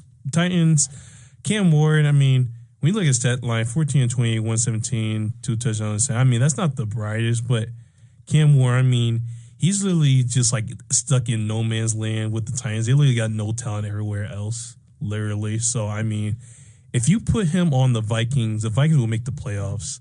But the Vikings are stuck with Alter Ego 9, number 9. Have you seen that? I was about to say, JJ McCarthy, he says Alter Ego is 9. JJ McCarthy is something to watch. I was about to say, so when he said that, so whenever I was about to say the Vikings plays bad or JJ McCarthy plays bad, there's people that kind of be like, they say his alter ego is 9. Well, 9 didn't show up today. so I mean, but I'm about to say, no, this is not about the Vikings, it's about Titans. So the Titans, I mean, Cam Ward, he did all right, but Tony Pollard looked good out there. Oh, my goodness, he killed him. Yeah, probably his best game of the year. 25 carries, 161, and 2 touchdowns. Yeah. Yeah. He got paid. Bruce. Yeah, and you wouldn't think that he would be able to run against the Browns defense because their run defense is really good. And they really got players. I was about to say Myles Garrett. I mean, he has 26. He's going to break the sack record in like whatever games because there's like 4 games left. He's going to break the record. What's the record? 22. Yeah, he's got 20. Yeah. So he's going to break that somehow. So, but Titans did their thing and got the win. And when we talk about the Browns, there's a whole bunch of stuff to talk about. I guess we can talk about Shedeur Sanders. He's balled out, 364 passing yards, overall 4 touchdowns with 1 interception. In total, he had like 393 total yards. And so he was balling out. This is for sure his best game.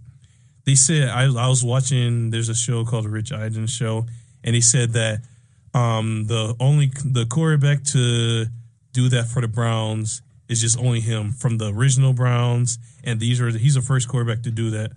The first rookie quarterback to do that in the Super Bowl era, the last person to do it was Joe Burrow. And the last person this century to have a game like he did was Aaron Rodgers. So, I mean, Shedeur Sanders, he balled out. Harold Fannin, he's super good. I like him. He's really good. I liked him at Bowling Green. Yeah, I didn't even realize he went there. And when someone said Harold Fannin, I was like, who's that? Harold Fannin. And then they say he's from the Browns. I was like, now I can see why he's good. But he had a really good game, and Shedeur Sanders had a really good game. But the main thing everyone's talking about is that last 2-point conversion at the end. They took out Shedeur Sanders. He got him all the way down. He scored a touchdown, and he needed 2 points. And so they decided to do a wildcat play with Quinshon Judkins, and it just didn't work out. He just threw it across. It was easily intercepted. I saw that. I'm like, bro, why would you not put him? I think he was supposed to pitch it on the end of round. Yeah. That's what he was supposed to do, but he missed the pitch. Yeah. And then he tried to throw it. I'm like, he had to do that on purpose. Coach be like, hey, we're not going to give him the ball. They did that one time. They did that this year another time. I don't know why they keep taking him out. They do it every time they get down there. They do that. Why? I don't know. No, who knows? I just think they're trying to set up. I think horrible Kevin Stefanski is doing dark rituals to keep his job. I don't know how that man is not fired yet. Yeah. I mean, he was rocking with Dylan Gabriel the whole year. Mm-hmm. I felt like he wanted Dylan Gabriel to show up so that he could say that, he was the better quarterback. Shedeur came in. He started balling out. And I feel like in that last moment, they was like, we don't want him to. Because it's a comeback. If he comes down, he does everything that he says he's going to do, then it's like, why y'all didn't been playing? Right. So they like, we just going to take him out. If we lose, we lose. But if we win, it's not going to be because of him. That's right.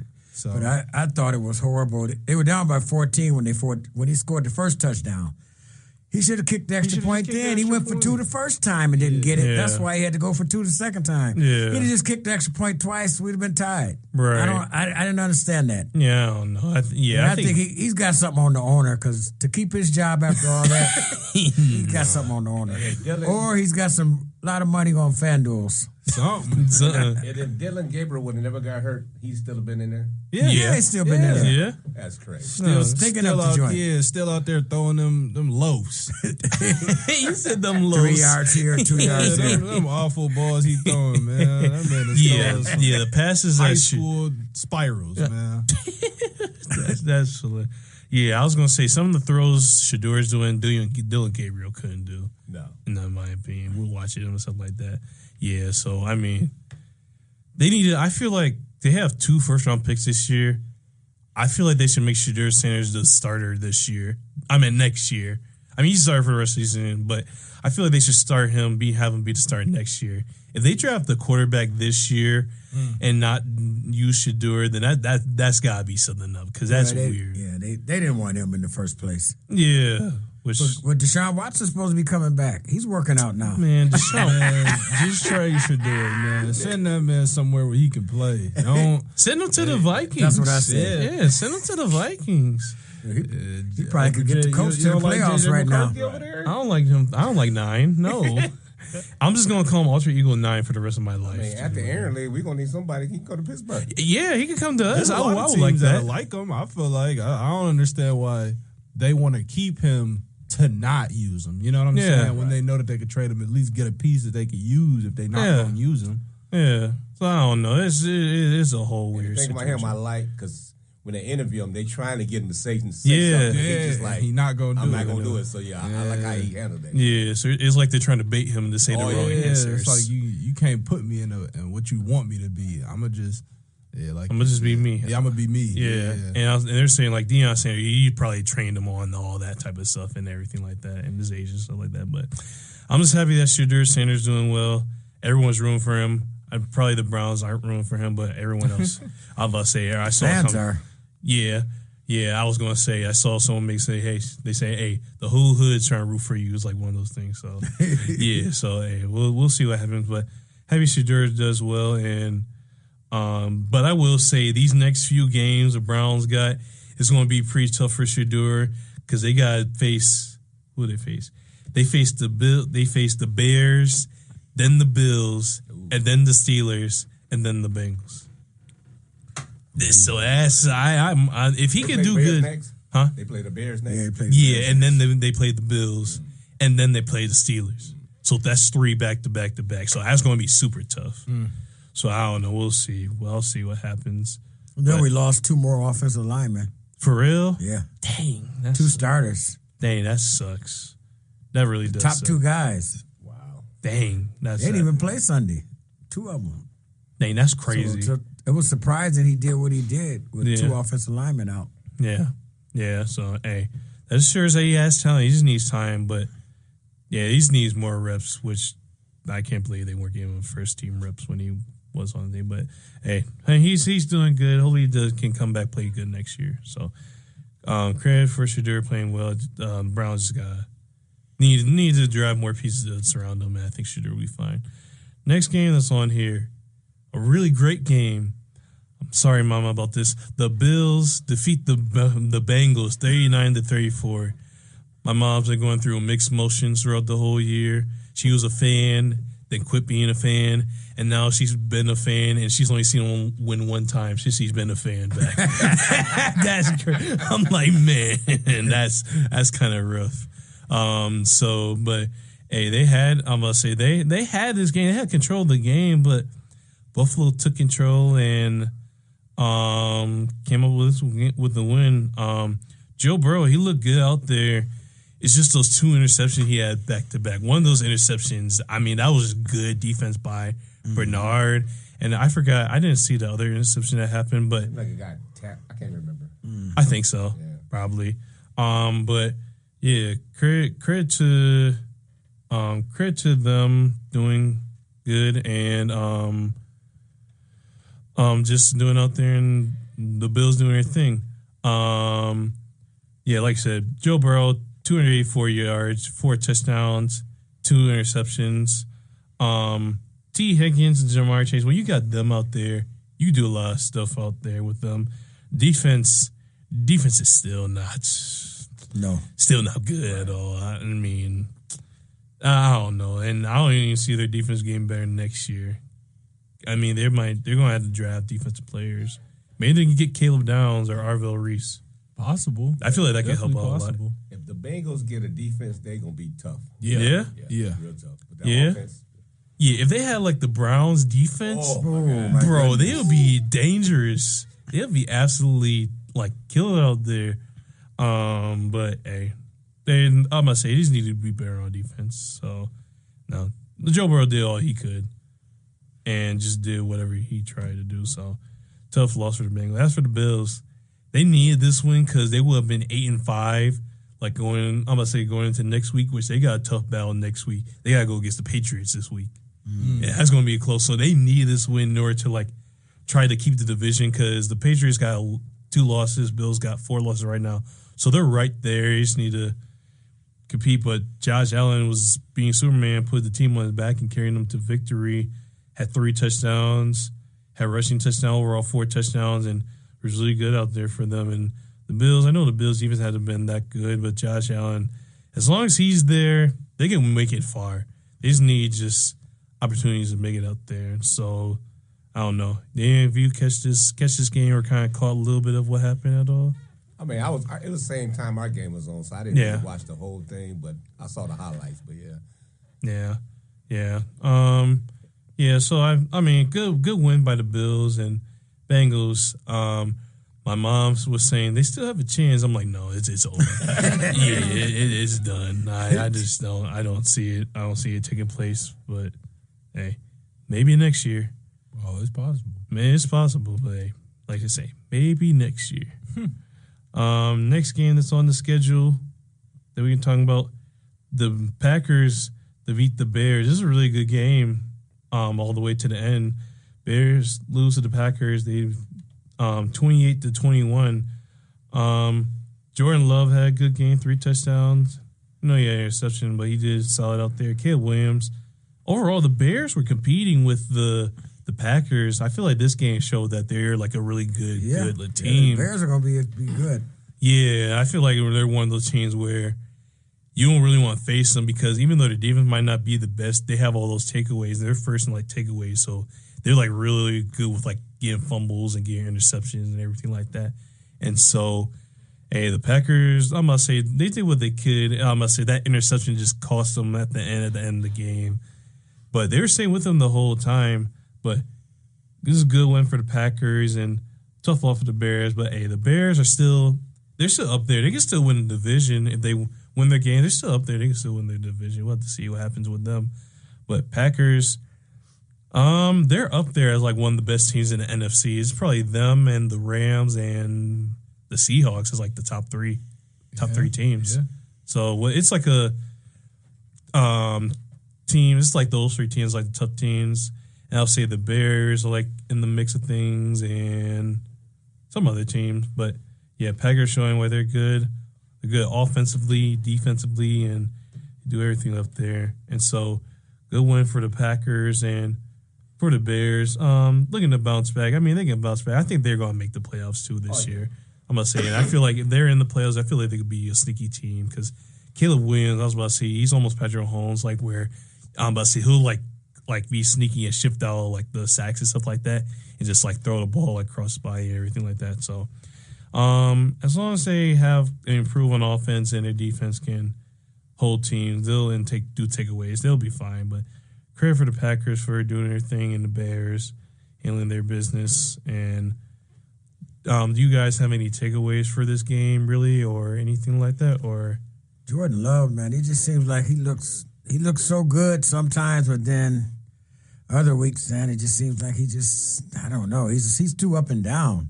Yeah, he's a really good player, but when he's good, he's good. But when he's bad, he's bad. yeah, that is true. I was going to say there's mixed opinions about Jordan Love. I feel like he's a good quarterback in my opinion. I mean, yeah, it's true. There's times where he makes some bad throws and times where he plays really good, like how he played against us. So it's just, I don't know. It's just a week-to-week thing. We'll just have to see how it does and everything like that. But I feel like he's a capable quarterback in my opinion. Yeah, they could. They got the team to go all the way. Yeah. That's true. You just got to be more consistent on offense because their defense is a Super Bowl caliber defense. It's just all about their offense and making plays and everything like that. So But the last few years, like when he get to the playoffs, he kind of had one of them bad games. Yeah, that's true. I'm about to say you just gotta just stay locked in and not like try to get confused. I feel like that like cost him a lot of times getting confused and everything like that. So yeah, Packers. I feel like the Packers will be fine. The Bears. I feel like both of them will be in the mix of the playoffs anyway. So we'll see what happens. I'm about to say maybe they face each other in the playoffs. That'll be interesting. Yeah, that'll be interesting. Yeah. I'm about to say it could go either way. So we'll see what happens in them. But both teams are good, and both teams should be teams to still watch out for. We got 2 more games to react to and get into our predictions. Talk about a little bit of basketball and then close the show, the final show ever. It's crazy to say. The last 2 games we can talk about this game. The Texans defeat the Chiefs 20-17 or 20-10. I meant to say 20-10. The Texans, I'll start with the Texans. Their defense is amazing. I mean, they are literally locked down. They're up. They might be between them and the Broncos. They have the best defense in the league. I mean, everything from defensive line with Will Anderson and Daniel Hunter. They just put pressure and sack whoever's out there. They sacked Josh Allen 8 times, got like 8 or 9 sacks. So their defense, and then you got Derek Stingley as a cornerback in the line. So their defense as a whole is just really good. The Texans' offense, up and down. Duke Collins really good. I mean, he had 121 passing receiving yards, but their defense, that's their main strength. I mean, they started off 3-5. Now they're 8-5. Like, it's just so crazy how much a team can change within a season. And with them, they can rush only 4 and still get back. Yeah, I was about to say. So they're just so quick and fast and can cover everything. And literally, I'm about to say, it was tough for the Chiefs. Patrick Mahomes. I mean, I'm about to say the receivers, they couldn't even move anywhere at all. Patrick Mahomes just had to just throw it and just hope for something to happen. And so, Texans, they can win their division. They beat the Jaguars winning these games. They can win the division, which is crazy. I would have never thought that during the season because they were 3-5 and they looked really bad. I thought it was going to be a rebuilding year for them. So that's a really impressive win for the Texans, and they're a dangerous team. It's going to be tough for anyone to score on them. And as for the Chiefs, it's over. I think the dynasty, the playoffs, I think they're not going to make the playoffs. They'll really, really have to, even at 10-7, I don't think that's good enough to make the playoffs, how this year is going. Yeah, I think the Chiefs dynasty and them making the playoffs, I think it's over for them, man. Just, they can't do anything. They can't run the ball. If Patrick Mahomes is your leading rusher, if your quarterback is like your leading rusher throughout the game, that's not really a good thing to have. And their wide receivers, none of them are good. I feel like Rashee Rice, I mean, he is their number one, but I feel like they have to force him to be a number one in order to like win games. Travis Kelce, I mean, I think he has like 700 yards in a year, but I almost feel like they're almost like empty stats almost because he's not really translating. I mean, his yardage is probably more up than it was last year, but I feel like his stats are more like empty stats and not really like helping the team overall. And so I feel like, and the defense is like kind of slipped off. Chris Jones hasn't been as good as he once was. And just the defense kind of lit up a lot of plays and everything like that. And so it's just been a disappointing year. And if I had to, I guess that you kind of like blame the Chiefs like GM because I feel like he probably assumed like the Chiefs, as long as they have Patrick Mahomes, they'll like still be good and he can take them to the promised land. But you need pieces everywhere in order to do good and stuff like that. So it's a tough break from the Chiefs. What was your guys' just like takeaway from this game? What was your reaction towards the game? Chiefs were thoroughly outplayed in that game, but I don't think their dynasty is over, though. I think they'll be back next year. Mm-hmm. Yeah. I don't think Travis Kelce will be back. I don't think. No, I think Travis Kelce's washed. Yeah, because he's like. I seen the video. They be having this song that they play now whenever somebody's washed, and they show the highlights that you like no my body. You the cool nigga. He just showing his little. I seen that this morning. I was like, oh yeah. That just reminds me of they show Kevin Garnett on the nets and they on the basketball. They be doing a whole bunch of Kevin Garnett on the nets, Shaq on the Suns, and Paul Pierce on the Clippers. Like, dude, I haven't really watched the Chiefs do Taylor Swift still at the game. No, not like that. I mean, probably not. Ain't nothing to see. No, Travis Kelce, she probably dropping easy ones. She was there last week. Oh, was she? Yeah, they showed her. No, okay. Man, he was there just to see him lose. That's kind of tough. She's probably like, I'm probably getting a divorce since you guys are losing so much. Wow. No, I'm just joking. But I do think that they're going to have to go ahead and put somebody else at that TE1 if they want to get back to that. Because I feel like that's where Patrick Mahomes looks a lot. You know, he always looks to see what's down low before. Because he can always throw the deep ball, but he's a check down. Mm-hmm. He likes to look at what's easy to take. And I don't think Travis is doing as well as he used to of giving him that easy target to go ahead and, 3rd and 6. Travis Kelce used to be able to hit a quick out and just get the 8 yards that they need, keep the drives alive. But I don't think he's as good as doing that now as he was 2 years ago. Yeah, that's true. And like I said, I feel like, it's probably his last season, especially if they miss the playoffs. I feel his last season because he's like 36 years old. Yeah. And Titans don't usually like last as long like that. No, so I feel like they miss the playoffs. I feel like Travis Kelce is going to get in. Not retire and everything like that. And so it's going to be it's gonna be different. Then you start questioning how long is Aaron Reed gonna be coaching? I'm about to say for the Chiefs and stuff like that. And so they'll probably have to find a replacement sometime in the future because I feel like Patrick Mahomes is still gonna be there, but he ain't going nowhere as long as Patrick Mahomes is there. He'll stay there.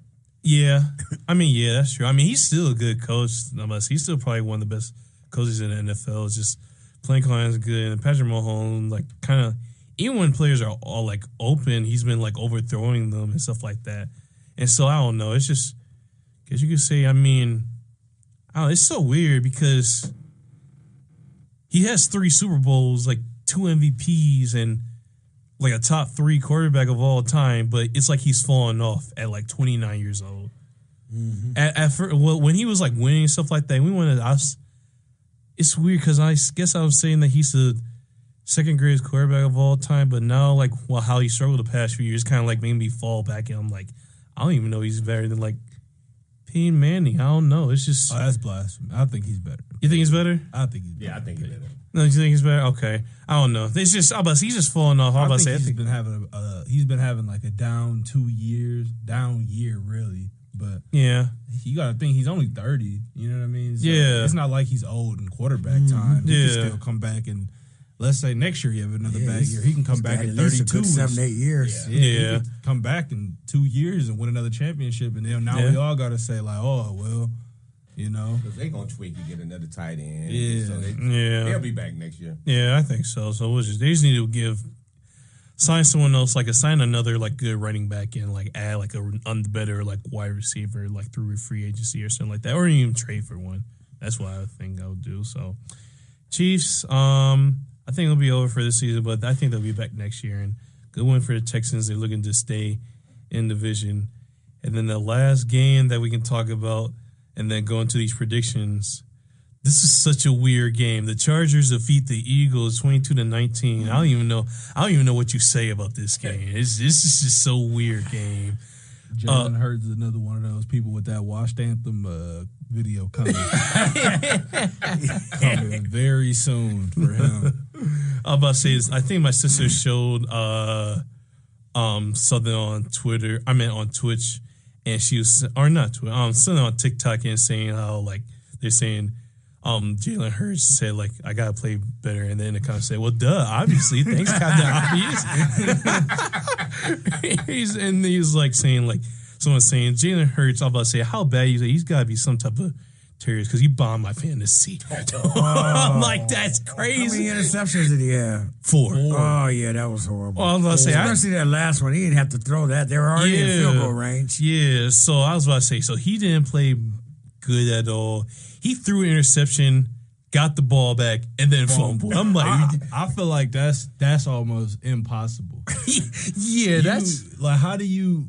That's just I've never seen that before. Why they weren't running the ball, man? They got Saquon run the ball. I mean, he had 120 field goal range. I mean, yeah. Are you talking about that last play? Yeah, the last drive, and they wasn't running the ball at all. Yeah, I think they just kept on trying to force it to AJ Brown. Yeah, because he's been complaining about the ball. Yeah, but you can't let somebody complain and dictate your offense, though.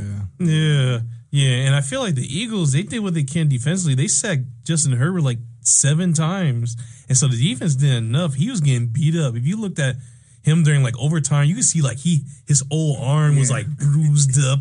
I'm like, I know that ice bath is about to be like hurt. He's about to be hurting tomorrow.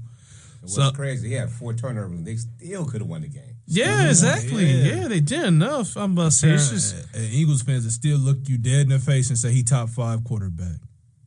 Not after that game. Yeah, they would have though. Before that game, people were still arguing that. People even still argue he's like top 7, top 8 quarterback. No, I just don't see it. I don't see it. I don't see it personally. Yeah, so I feel like he needs a whole system around. Because if he was on like, say like a team that like needs like someone like say well, I don't even want to say the. He was the perfect quarterback for last year's Eagles. Yeah, he's a perfect quarterback. You got one of the best running backs in the game and one of the best defenses in the game, and all you got to do is make a couple key passes. Right. Jalen Hurts is perfect for that. Yeah. But when you have to lead the game, try to throw for 280 to 350 yards accurately, that's just not his game. Yeah, like if you put him on like the Bengals, you probably wouldn't do as good. No. Yeah, because their defense isn't good enough to carry them. Right. So he'll have to literally be absolute Superman, carry them to the promised land and stuff like that. But I don't know. I was about to say the Eagles did enough on defense. And couldn't tush push that way to this win? No, not this one. not this one. Hey, they tried. I was about to say they couldn't do it. So, hey, I don't know. I think they're still in the lead in the division, but the Eagles are in trouble. I think you were saying something like, say you like to hate watch. Yeah, I always, and of course, it's because I'm a Cowboys fan. We're in the same division. So it's like you always, especially recently, they got so much better. And then last year they did us so bad that I didn't even think when we played them we was going to have a chance. So when I looked and I said, we beating the Eagles? I was just, and then I seen the last game and I said he had 4 interceptions with the fumble. It just made. I was like, yeah, I knew it. Maybe I was ahead, but I wasn't wrong. I knew it. I knew he wasn't as great as everybody was saying he was. He just had a great defense and he had a great running game. Right. And so when you have that, and all you got to do, like I said, is if all you got to do is produce 220 passing yards a game, I feel like most people can do that. Or he can at least. He's real good at that. But when it's like, all right, now we got to get into the realm of making some risky throws or reading the defense at the 3rd or 4th level, and it's like one of his interceptions I seen. A.J. Brown was coming across the middle, but it looked more like a choice route, and so he had just trusted A.J. Brown to be open instead of reading where everybody was. Right. Linebacker came up, picked it off. You know what I mean? So. Yeah. I don't think he's making like the highest level of reads, but I think he's a good quarterback at getting the ball to the open receivers. Yeah, that's true. So I don't know. Eagles, I'm gonna say they got the lead, but I'm gonna say they could be in trouble and like stuff. They face the Raiders, but if they lose to the Raiders, the Eagles fans are gonna crash out. There's no excuse. All they got is the Raiders and the Commanders twice. Yeah, so they should be able to win that. Oh man, that's gonna be bad. It's gonna be some fighting. They said they put up there's a thing that said that someone, I don't know who did, but they put like a happiness bunny inside their locker room. A what? A happiness bunny or like a positive bunny. It's like a blow up bunny. In the Eagles locker room? Yeah, in the Eagles locker room. Stop it. Man, this is football, man. What are we talking about? That was AI. No, it's an actual thing. A happiness bunny? Ain't no bunnies in football. Did they sneak it in there or something? No, they put it in there. Who did? The players? Someone did. That's what I'm trying to figure out. Who had the clearance? Here, I'm about to look at it. Dragging this huge bunny around the facility and didn't nobody say, "Hey man, take that back." Or it was home, it's like a blow up bunny. Take that home. You can't put that nowhere in these locker rooms. Like big. Yeah. Come on, man. This is not Easter, man. Take this home. It's a positive bunny. Man, stop. Oh wow. Stop. In the football locker room? Yeah. They might lose to the Raiders off that alone. Man. It says positivity rabbit. But my thing though is why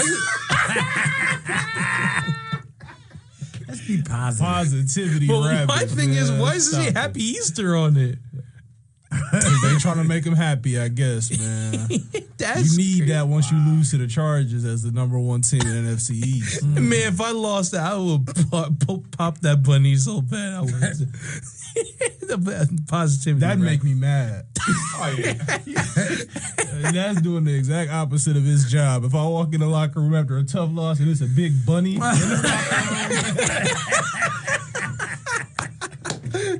Ain't nobody about to be like, oh, well, now that I think about it. It'd be like, turn that front upside down. Yeah. It's not even so bad. Like, come on, man. That's funny. Yeah, I must say, well, that positivity money didn't help him in this day. They didn't help Jalen Hurts throw 4 interceptions, so hey, they need to throw it away. Should have gave him the bunny before the game. It should have came out them when they were running out to the field. He should have ran with the bunny. That's funny. That's funny. But hey, credit for the Chargers winning and the Eagles, I'm about to say tough loss. They need to maybe pump 2 positivity bunnies inside their life. I don't know. We'll see. Rabbit. that just sounds so crazy. That sounds crazy. It sounds crazy. NFL locker room. Crazy. Yeah. All these grown men just lost a football game, most physical sport possible, and you talk about some, here, take this rabbit. Tricks are for kids.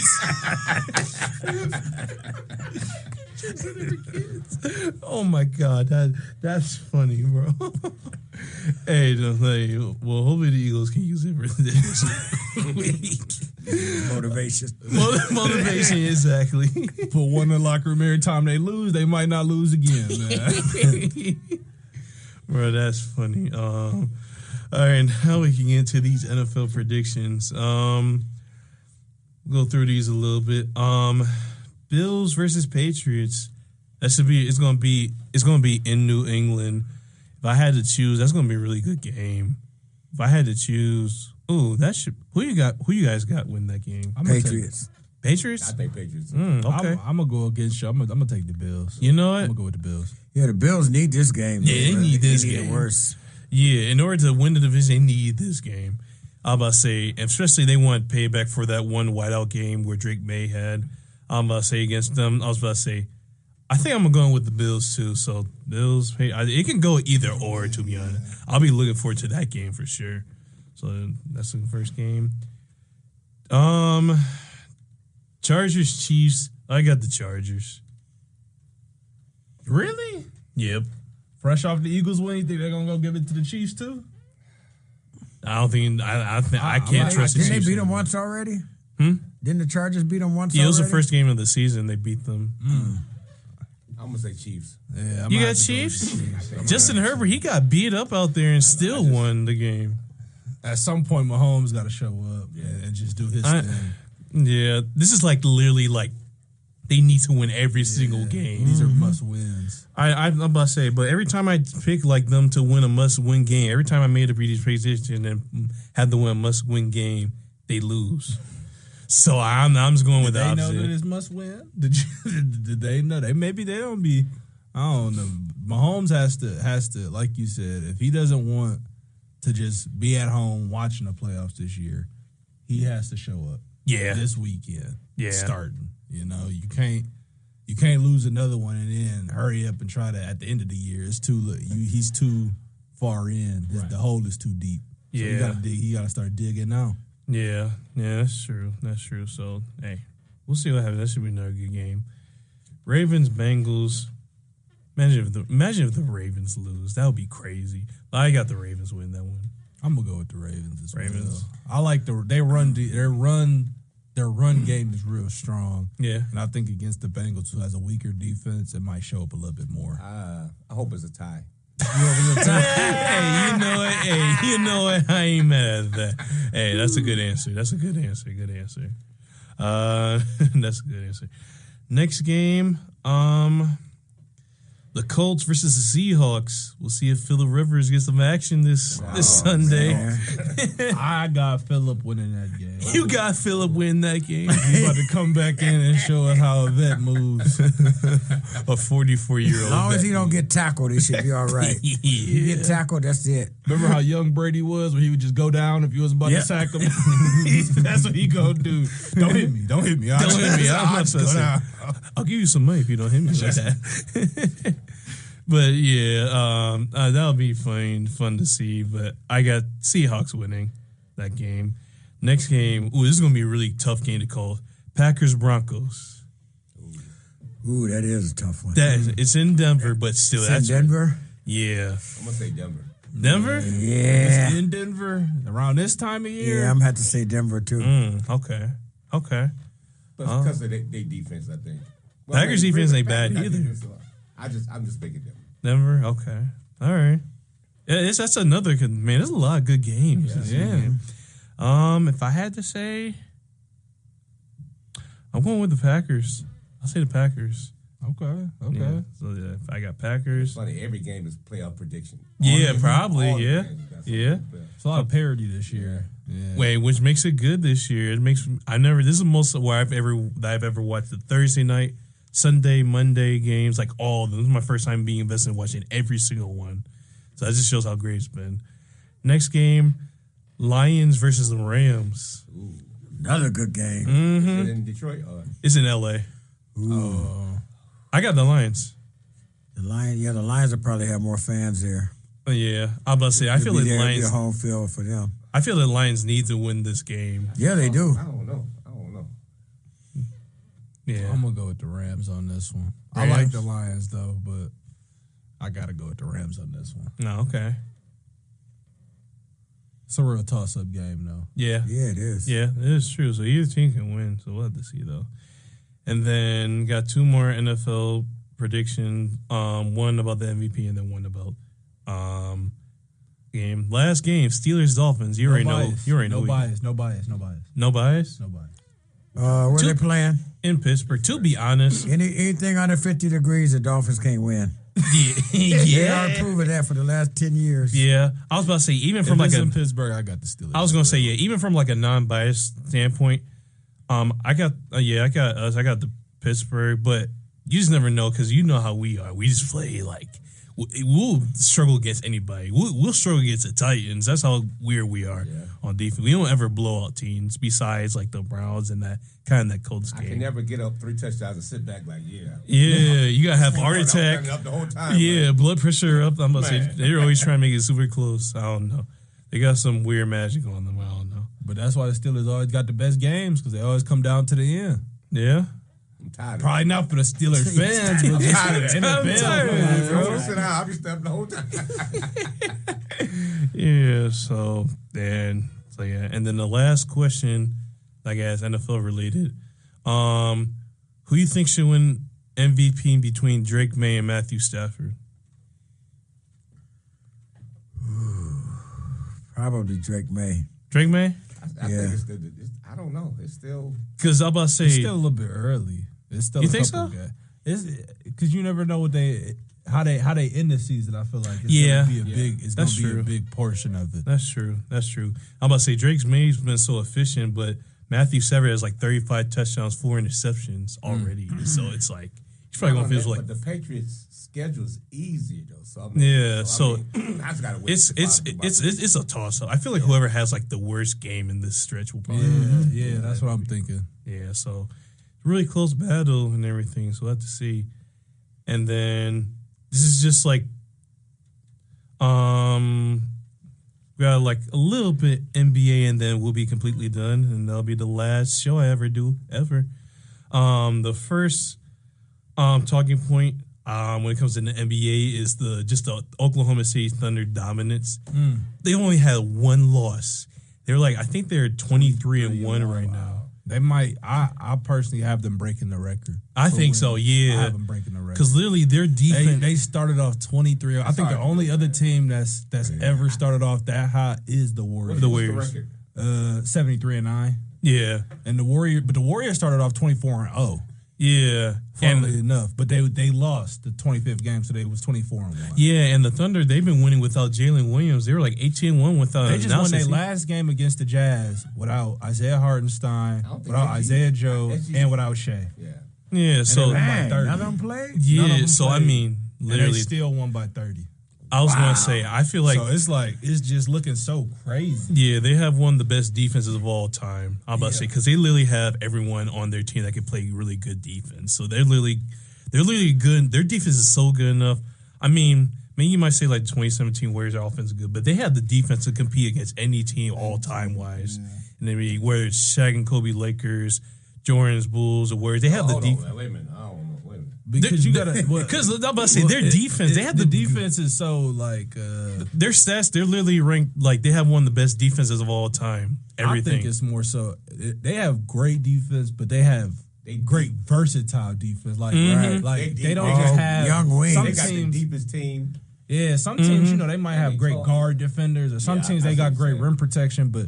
You got Chet Holmgren. He's probably second or third, possibly first in blocks if Victor Wembanyama's not playing. Yeah. You got Alex Caruso, Cason Wallace, Jalen Williams, and Lou Dort. And Shaq even plays some defense. So when your worst defender on the court is a good defender in Shea, that's also gonna give you 35 on like 50-something% shooting.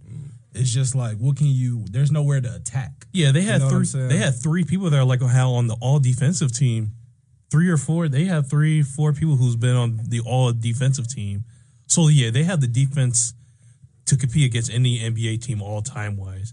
Plus, they don't even shoot like crazy amount of threes like that compared to like our team. An older school team. Really. Yeah, so they can literally compete with any team in NBA history. In Shea, funnily enough, I know we was talking about Shaq and Kobe, but Shea, I feel like takes the same. He doesn't play the same, but he has the same shot chart as a Kobe Bryant. More so mid range to the basket. He might get that low post, but he's not just pulling a bunch of threes. Right. You might see an Anthony Edwards. He's shooting 12, 13 threes a night. Shea might put up 4 or 5 threes a night. He's more so trying to get to the basket, get a foul if he can, make a mistake, rise up in that mid-range area. And those are just higher percentage shots. Right. Yeah. And so it translates more to winning. Yeah, that's true. So, and the thing about them, I was about to say, I think it's going to be over for the NBA. I was about to say, people are hoping and praying that James Harden balls out because the Thunder has the Clippers first round pick. And both of the first round picks they have the first round pick for the Jazz and the Clippers, and both of those picks are in the top 10. Oh, wow. So if the Jazz and Clippers continue to do bad, the Thunder will have 2 top 10 picks. Wow.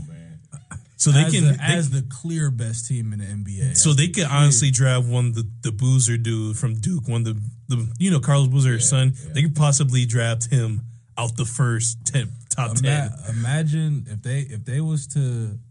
the Clippers do bad enough or the Jazz do bad enough and they get like a top 3 pick. I think that'd be the craziest pick of somebody getting a pick since like the Spurs got Tim Duncan. Yeah, when they was already great. And then I think D-Rob went out for a year, and so they went ahead and got the number 1 pick, and they ended up winning, I think, the next year. Right? Yeah, and Dallas got a good pick last year. Yeah, good flag. Yeah, they got number 1, but they actually was playing bad. I think they had just gotten their own pick. They didn't steal nobody's pick. They was injured. Yeah, and then they got rid of your boy. I still think that was a little bit. I don't want to say nothing, but I feel like they had, they give up Luka and then they get Cooper Flag. Right. It's kind of like. The NBA kind of set that up for, and I feel like the same thing would happen if AJ. So does the Jazz have a pick? Do they have someone else's pick? Because AJ DeMonta has always played in Utah. Yeah, he went to Utah Prep, and then he went to He's going to BYU for college. So it would be a hometown story if the Jazz was to pick him up. But if the Thunder got the Jazz pick, then it's like, you know what I'm saying? You can't let him touch no Thunder. It'd be over. Yeah, and then they have I'm about to say between now and until 2031, they have I think at least 7 other teams' first round picks. I don't understand how they did that. Because all the trades they've done. I was about to say, but why? I mean, you would think at some point somebody would say well, I want my pick. Yeah, I'm about to say, you can't even blame the Thunder. They did it all the right way because they were bad. Homegrown. And then they homegrown everyone. It's basically because of that Paul George trade why all this is happening. Because they traded all those picks to the Thunder for Paul George, and now it's just bad trade. Yeah, it's one of the worst trades in NBA history right now. I don't understand how. And then Paul didn't even play that well for the Clippers. Somebody was asking me, and I don't want to derail the show, but I just want to ask y'all something because I had seen that they was trying to say that Paul George was better all time than Paul Pierce, and I don't personally agree. I wanted to just ask y'all. I got some people here. I just can't see it. No. No, because we've seen Paul George when the spotlight's on him, when he has to make something happen. I say no. He has never been able to do it.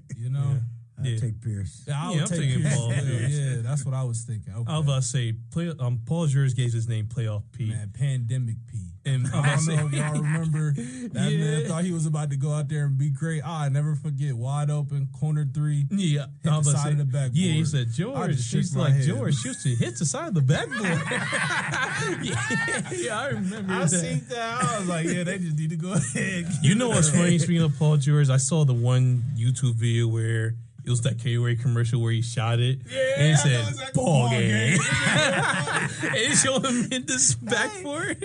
I think Jeff Teagan told a story about that. He was like, because he played with Paul George, and it was a late game, and they had got a good shot up, but Paul didn't take it, and they missed a shot. And then Paul was in the interviews after that, and he was like, I got to have that shot. I got to have that shot.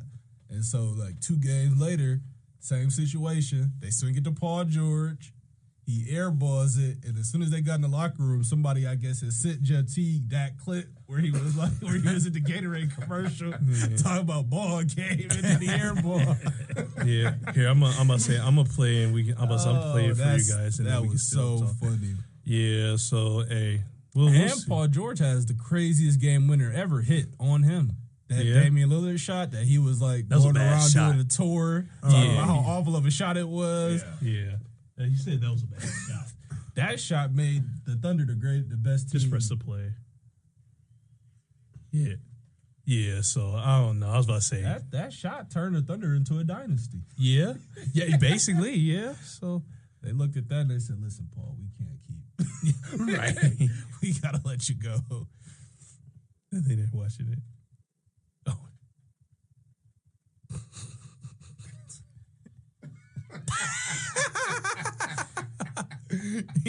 Ball game. That's that. I'm about to say. So I saw that commercial yesterday on my phone. I was like, "That's hilarious." But hey, I'm about to say the Thunder. I'm about to say yes. The Thunder did it right, and they're going to be like the true dynasty for years. Do y'all think there's any team right now that can compete with the Thunder, even in the East? I mean, the Pistons, they doing good. Yeah, the Pistons are balling out. I love the Lakers. We can't compete with the Thunder right now. Yeah, I mean, they blew us out. I'm about to say too. They would have to get a couple injuries for us to really be there with them. Yeah. We need somebody big to go down. Even if the Thunder do get injured, they're still so deep. They so deep. That's so crazy to me. That how are you 23-1 without your second best scorer?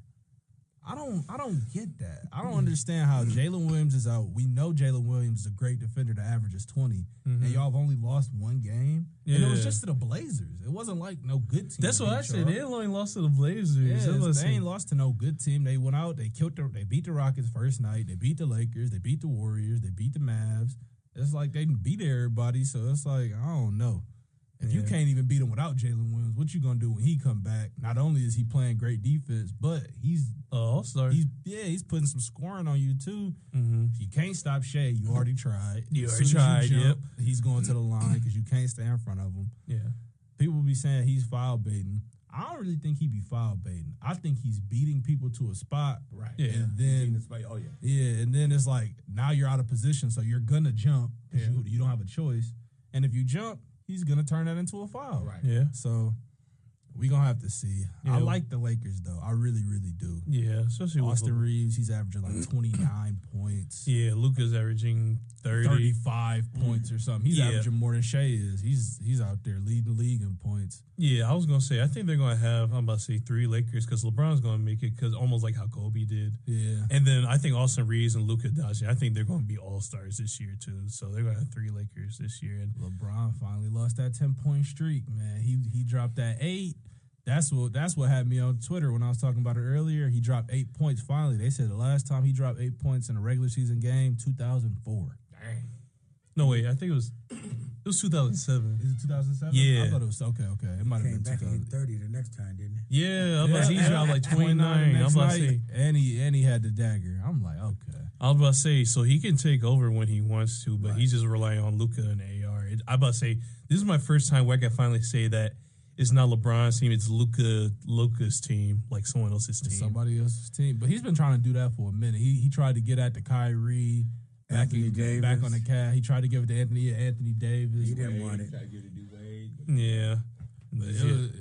I feel like LeBron, his play style is more of a like, let me help you help us. You know, he's not a give me the ball and I'm gonna win us the game. He's more a magic player. Yeah, he's gonna find it, but when he get the ball, he just be like, it's such a mismatch. I gotta go score it real quick. You know, guy in front of me can't stop me, so I'm gonna go score. And then once they start helping off the corner, be ready for this pass. Right. Hit you in that corner. Yeah, and that's all it takes. Yeah, that's true. I'm gonna say, it's just crazy how he's just been playing this long and be willing to be this good. Like just dropping 29 like the last time. And Luka and AR they were struggling. They need him to win the game. So the fact that they got him to do that is really, really good for the Lakers. Because they were saying at first they thought LeBron was going to make the Lakers worse without AR. They were saying, they were talking. Yeah, they were saying like the Lakers, 7-1 because you know how like the Lakers like were doing good with Austin Reeves and Luka on the floor.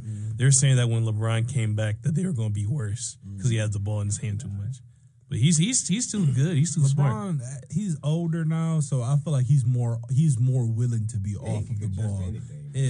He'll go just sit wing, catch it, pass it, catch it again. If it's open, he'll shoot it. If not, he's giving it back to Luka. He's giving it back to Austin. Mm-hmm. I actually remember I was watching the Lakers one play, and I was laughing so hard because Luka had it. I think he passed it to LeBron. LeBron had it for like 1 second, passed it back to him. Luka did another dribble. He passed it to Austin. Austin passed it right back to. I was like, dang, they're gonna make Luka take that shot. Yeah, I was about to say, hey, he's a star player. So I mean, oh yeah, and he's good enough to be a star. He's great. He's out there. I mean, you can't stay in front of Luka. Yeah, because he plays at that pace that just like it trips you up. Yeah, he's not moving so fast. Yeah, and I was about to say, and he lost weight.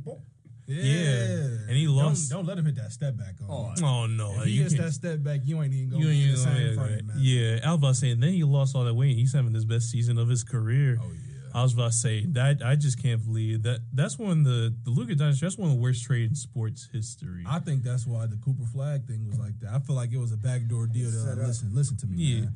You gonna lose Luka, but we gonna give you Cooper. We gonna give you Cooper Flag. But and I feel like it was.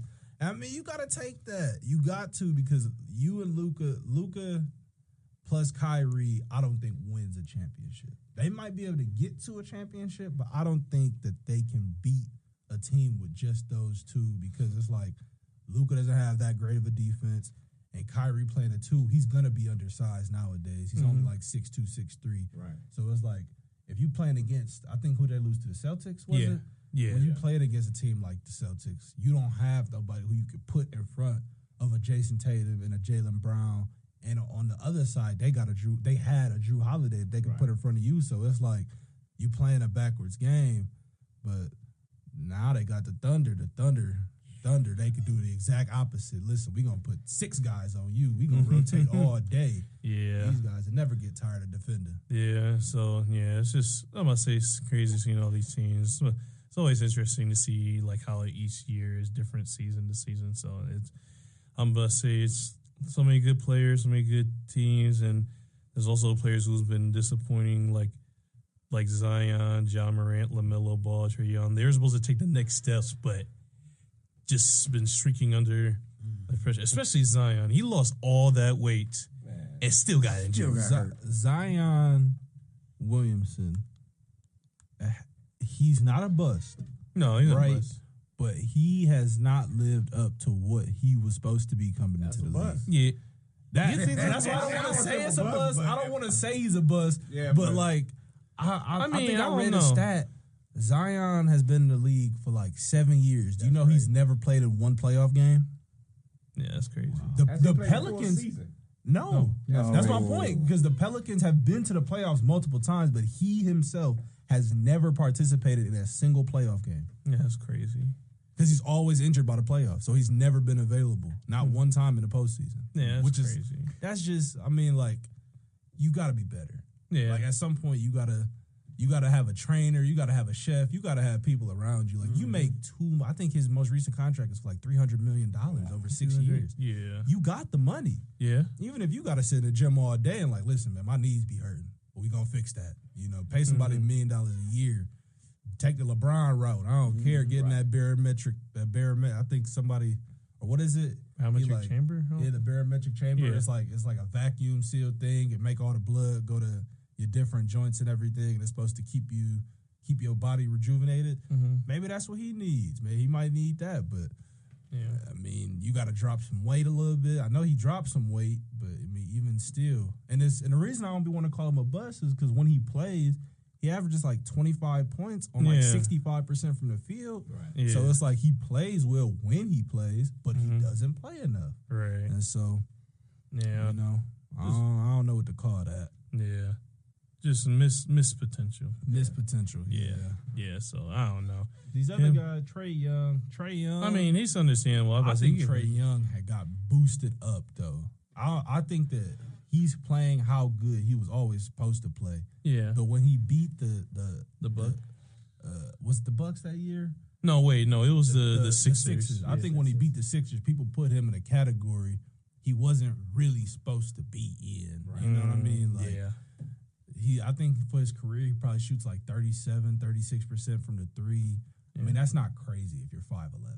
You know what I'm saying? You gotta be a flamethrower. Yeah. If you're gonna be that height. You don't have no defense. You're finishing outside of floaters. You can't actually get to the rim because of your height, so people can block it. So you got to use floaters.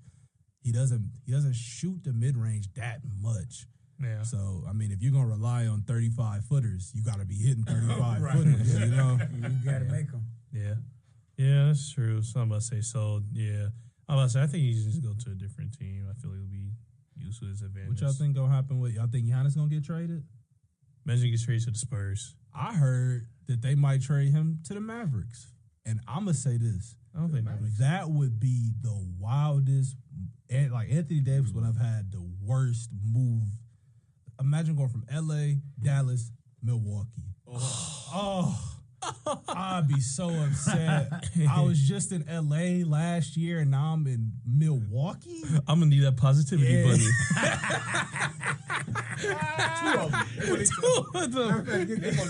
I'll just tell them, listen, man, I'll retire if y'all got to send me to Milwaukee. I won already. Yeah, ain't nothing in Milwaukee. I got my money. I'm good. Yeah. That'll just hurt to see. Yeah. It's one thing if you drafted by them and that's all you know, but when you've been big and now you going, Milwaukee's a small market and it's a bad spot to be. I mean, it's not bad, but it's boring to be living there. Right. I mean, Dallas ain't that bad. Even coming from LA, Dallas is still big market. A lot of stuff to do, warm. Right. You going to Milwaukee, man. Yeah, Milwaukee's crazy, man. Yeah, but hey, we'll have to see with that. If he goes to the Spurs though, that'll be insane. That'll be the Tim Duncan Robinson new thing. Yeah, with those the Twin Towers. Because I mean, those two guys, they play so high above the rim. Now that team, I think they crazy to see. Man. I was gonna say, I think they would be able to compete with the Thunder if they make that trade. But see, I don't know. The Spurs are they? No, they're doing good. How about they're doing solid? I haven't watched them. They're not doing bad. They're probably are they deep though? No, they're not that deep. No. See, that's the thing. They're one of those teams where like kind of like Denver, your starting five is real good, but as soon as your bench come in, you know you ain't. But I mean, Denver's bench is like improved though because they got like Cam Johnson and I'm about to say some other people. I'm about to say Jonas Valanciunas and I'm about to say some other it's pieces. Getting better though. I think the Denver bench now is much better than it was. Yeah. But when they were winning, it was like we just gonna rely on our starting five. We got Julian, we got Jamal Murray, we got Aaron Gordon, MPJ, and Jokic. We gonna run it through these four. And I think they had who's they two at the time? KCP. Yeah. I mean that's not a bad five, but when you taking those guys off and then you got Julian Strawther, you got Chris Braun, these guys coming in. It's not you can't keep up with the same level of offense. Right? Yeah. I feel like that's how the Spurs is right now. Like they got Luke Cornett's not bad, but I mean when Luke Cornett's backing up Wemby, it's like the drop you can notice it. You know what I'm saying? Right. Yeah. So, yeah. Well, we'll have to see. I'm about to see them, and then got one last player to talk about, and then that's officially it. Ja Morant. That's the last disappointing player that we can talk about. And then that's the. I'm about to say what? Well, I'm about to say you said the old man. What's your? I don't even know where to start, man. He's so great, but he's still young, man. He just made it wrong. Pass to somebody else. I think Anthony Edwards grew up. Yeah, Anthony Edwards sapped his momentum. The momentum that Ja Morant was building, it felt like Anthony Edwards kind of just took it and just kept it with himself, you know?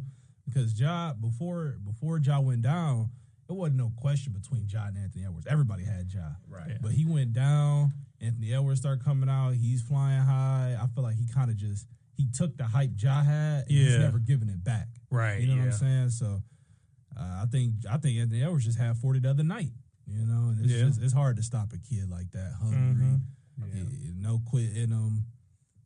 I feel like once they lost Cat, they kind of lost their ability to compete because Julius Randle great, but he doesn't provide the space Anthony Edwards needs to operate. Right. Yeah.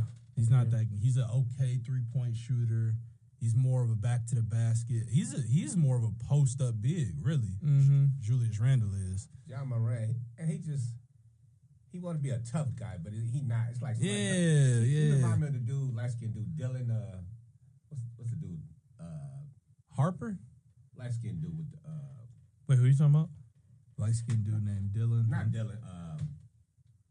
He used to get into it with LeBron. Oh, Dylan Brooks? Yeah, Dylan Brooks. Yeah. Dylan Brooks. Yeah, Ja Morant. I don't know, man. I think you're right about that. Yeah, he want to be, the stuff he does, the antics he gets into, you don't need him. You know, like you're not.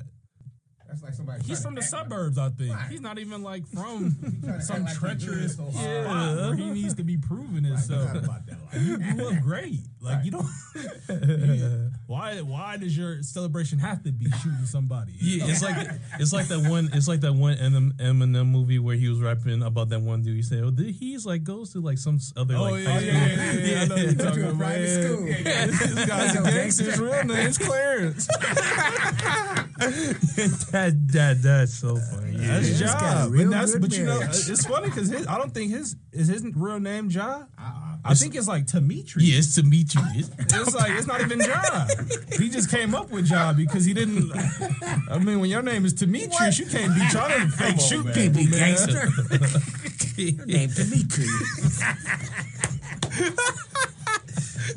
He got the name for where he grew up, though. I mean, you grew up in the suburbs. That sounds like a suburban name, Demetrius. Yeah, it ain't about to be good. All of this Demetrius Morant. You know how there's Devo? I was about to say I'm terrified of Demetrius. Like you don't see everyone say that. I was surprised that he even got everybody to call him Ja. Now that I'm thinking about it, that's a nickname, really. Yeah, like that's nobody calls him his name, but I feel like it's a couple players that get away with that, like Steph. Yeah, his first name is Stephen, Wardell, right? Well, no, is that his middle name? Is it? I thought it was Stephen Curry. I think it's Wardell. Yeah, it is Wardell. I think his first name is Wardell. Oh, yeah. Steph Curry. His first name is Wardell. I'm pretty sure. Yeah, you know that? Stephen is his middle name. Yeah, it's Wardell. It's Wardell Steph Curry. But it'd be crazy if some of these players can that they get that. Like, hey, we not gonna use that. we gonna use this. Yeah. That's almost like a performer name, kind of. You know. Like they ain't even calling you by your name. Yeah, I'm about to say. Yo, you didn't know that? No, I didn't know that. Wow. No, I didn't know that. Yeah, I'm about to say. Yeah, there's some players that are. I feel like you got to be real great though. Imagine you just a bench warmer talking about, listen, man, we got to change my name. No, we not gonna do that. We just gonna call you what you is. I'm about to say his name is D'Anthony, but he calls himself D Ford. D Ford. I'm about to say, yeah, that's funny. It's something that you gotta be great to get them good nicknames though. Yeah. I'm about to say, yeah, there's a lot of good nicknames out there. Well, with that, this is the last. That's basically it. The show. Does anyone want to say anything before we close out today? Thanks for having me on. Oh yeah. Appreciate my time here. Oh yeah, it was a really good episode, and like I said, I appreciate everyone going on. If you still listen to this, I'm gonna say thank you so much for tuning in. It was a really great episode. We had a lot of laughs. Got to talk about a lot of stuff today and just have a really good time. And every time I'm done this show, it's been a really great time. And so I just appreciate the opportunity of me telling myself about basketball, me talking to with everyone and everything. So like I said, I appreciate everyone supporting this show and supporting me overall with everything I've done. So like I said, I appreciate and I want to say thank you to everyone that gave me the time to enjoy this show and just simply vibing out with me, JJ. That's why they call me the vibe coordinator for the station. So I'm going to pass it along. Also just talk about me finally about to graduate this Saturday. 3 more days. It's a blessing. It's been a journey. Switching majors. Thank you. Just switching majors, trying to figure out what I want to do, what I want to do in the future, and I'm just happy that it's finally here. I'm in something that I do want to do, so I'm just blessed to see, and can't wait for the day to happen. So, like I said, but yeah, appreciate everyone supporting me and everything, and for like we do every single time, officially the last dad joke of the day, and it goes off like this: what's the best cereal? What's the best food that breakfast food that athlete eats in the fourth quarter, like late in the fourth quarter? You want to get? Anyone know? No. Cinnamon Toast Crunch Time. Oh. You did that. Yeah. I hear it. Okay. Hey, that relates to the shows. It relates to the shows. Hey, I'm here all week. That's good. But like I said, this is the last time of the Vibing with JJ show. Check it out for Parks Tower. Have a good day. Bye.